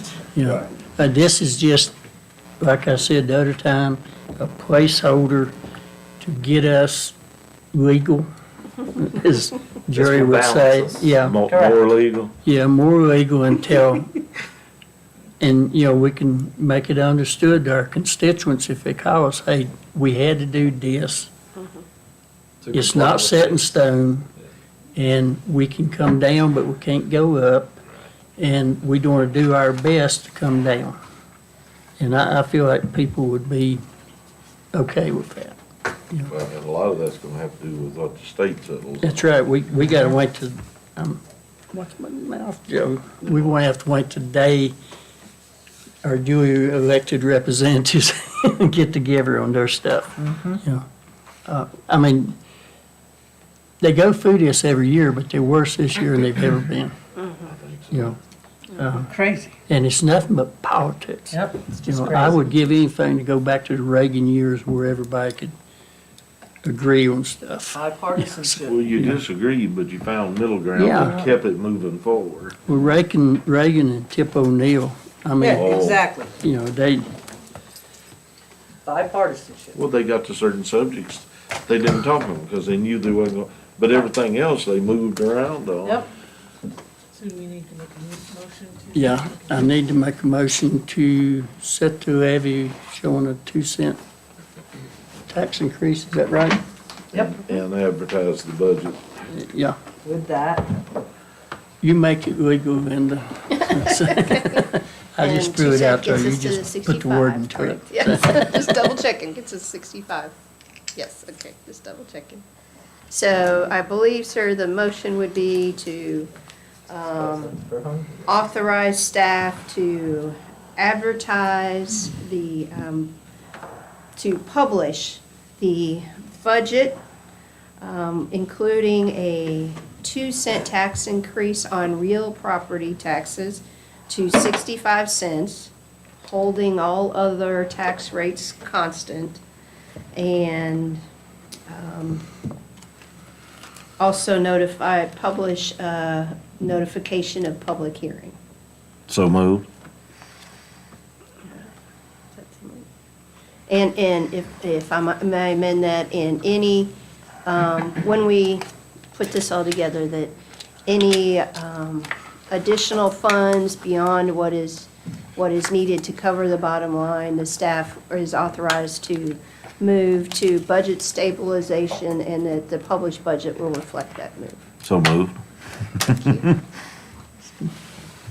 Okay, Mr. Booth? I'll second. Okay. Ms. Chair, would you like me to go ahead and call the Yes. roll? All right. On the motion, Mr. Booth, Yes. Mr. Cox, Yes. Ms. Bechtel, Yes. Ms. Cookenbook, Yes, and but Ms. Sorry? for the record, we will be coming back and doing our earnest best to look for other cuts. It's already and- in the record. I know, I'm just reaffirming Make it. it sure. I'm just reaffirming it. Thank you. Right. Thank you. And Mr. Terman. Yes. All right. Thank you very much. And like I said, we'll get this cleaned up. Apologies. It sometimes on the fly doesn't work as well as you hope, but we'll get it to you as soon as we get it straightened out and put it in your bucket and assuming we get it taken care of pretty quickly, we'll try to run a copy up. If not, then we'll get it. When do we We do got- reassessments?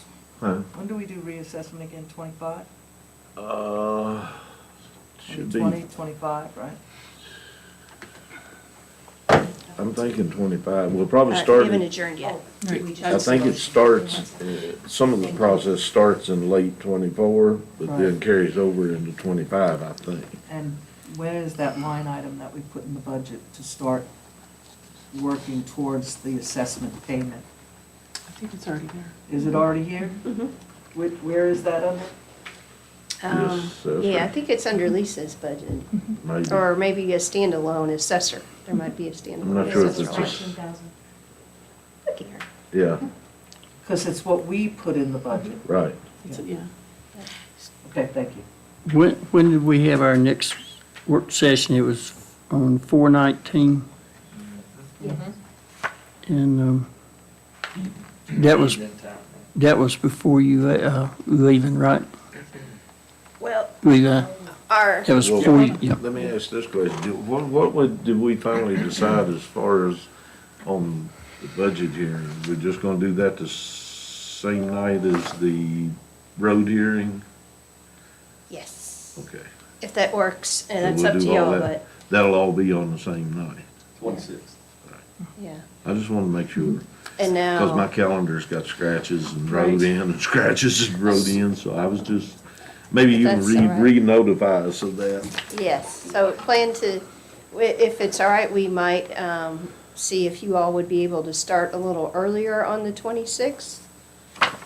Just because it could be a very long night, and if that's possible for y'all. If Yeah, not, yeah, on the ads, We'll be when you here. put the time, or as soon thereafter.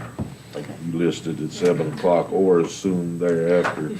That way then that's what we always used to do, and that covered us if we're late getting into the next one or whatever. Yeah, and then past two, sometimes that, when we did that, we would come in like at 5 and do a lot of the regular board Business. stuff till we got to 7. Yeah. And then, So I have a placeholder at 5 anyway, For Tuesday. On for Tuesday the the 26th. 26th, right. Are we still having a meeting then on Tuesday, the 19th? No, you're gonna be gone, right? No, in the morning. Well, so, yeah, our suggestion was going to be, if you all would consider entertaining moving the meeting on the 19th to the morning. The reason it had originally been proposed for the evening is because that was originally going to be your public hearing, Correct. and generally you want those in the evening. Right. But it would be really helpful Yeah. to both Kim and I if we could do the morning, if that's possible. yeah, because you got appointment and she's leaving on the airplane. Right. And I have a planning commission meeting at that same time. Oh, then we'd be That really night. crowded, too. So we move that one back to 8:30. 8:30 a.m. on Tuesday, the 19th. And what time would we have to finish, Ken?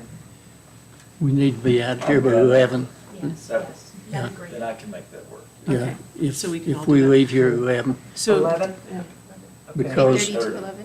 right now, we'd just be fine tuning the budget and stuff, you So know. I'd like to make a motion that we adjourn this budget workshop until we reconvene Tuesday, the 19th at 8:30 a.m. Got a motion? I'll second. Motion is second. Call the roll All right. before somebody changes their mind. On the motion to adjourn until our next budget workshop on April 19th at 8:30 a.m., Ms. Bechtel, Yes. Ms. Cookenbuck, Yes. Mr. Cox, Yes. Mr. Booth, Yes. and Mr. Turman. Yes. So I can delete Thank you this all. You one. stand adjourned. know.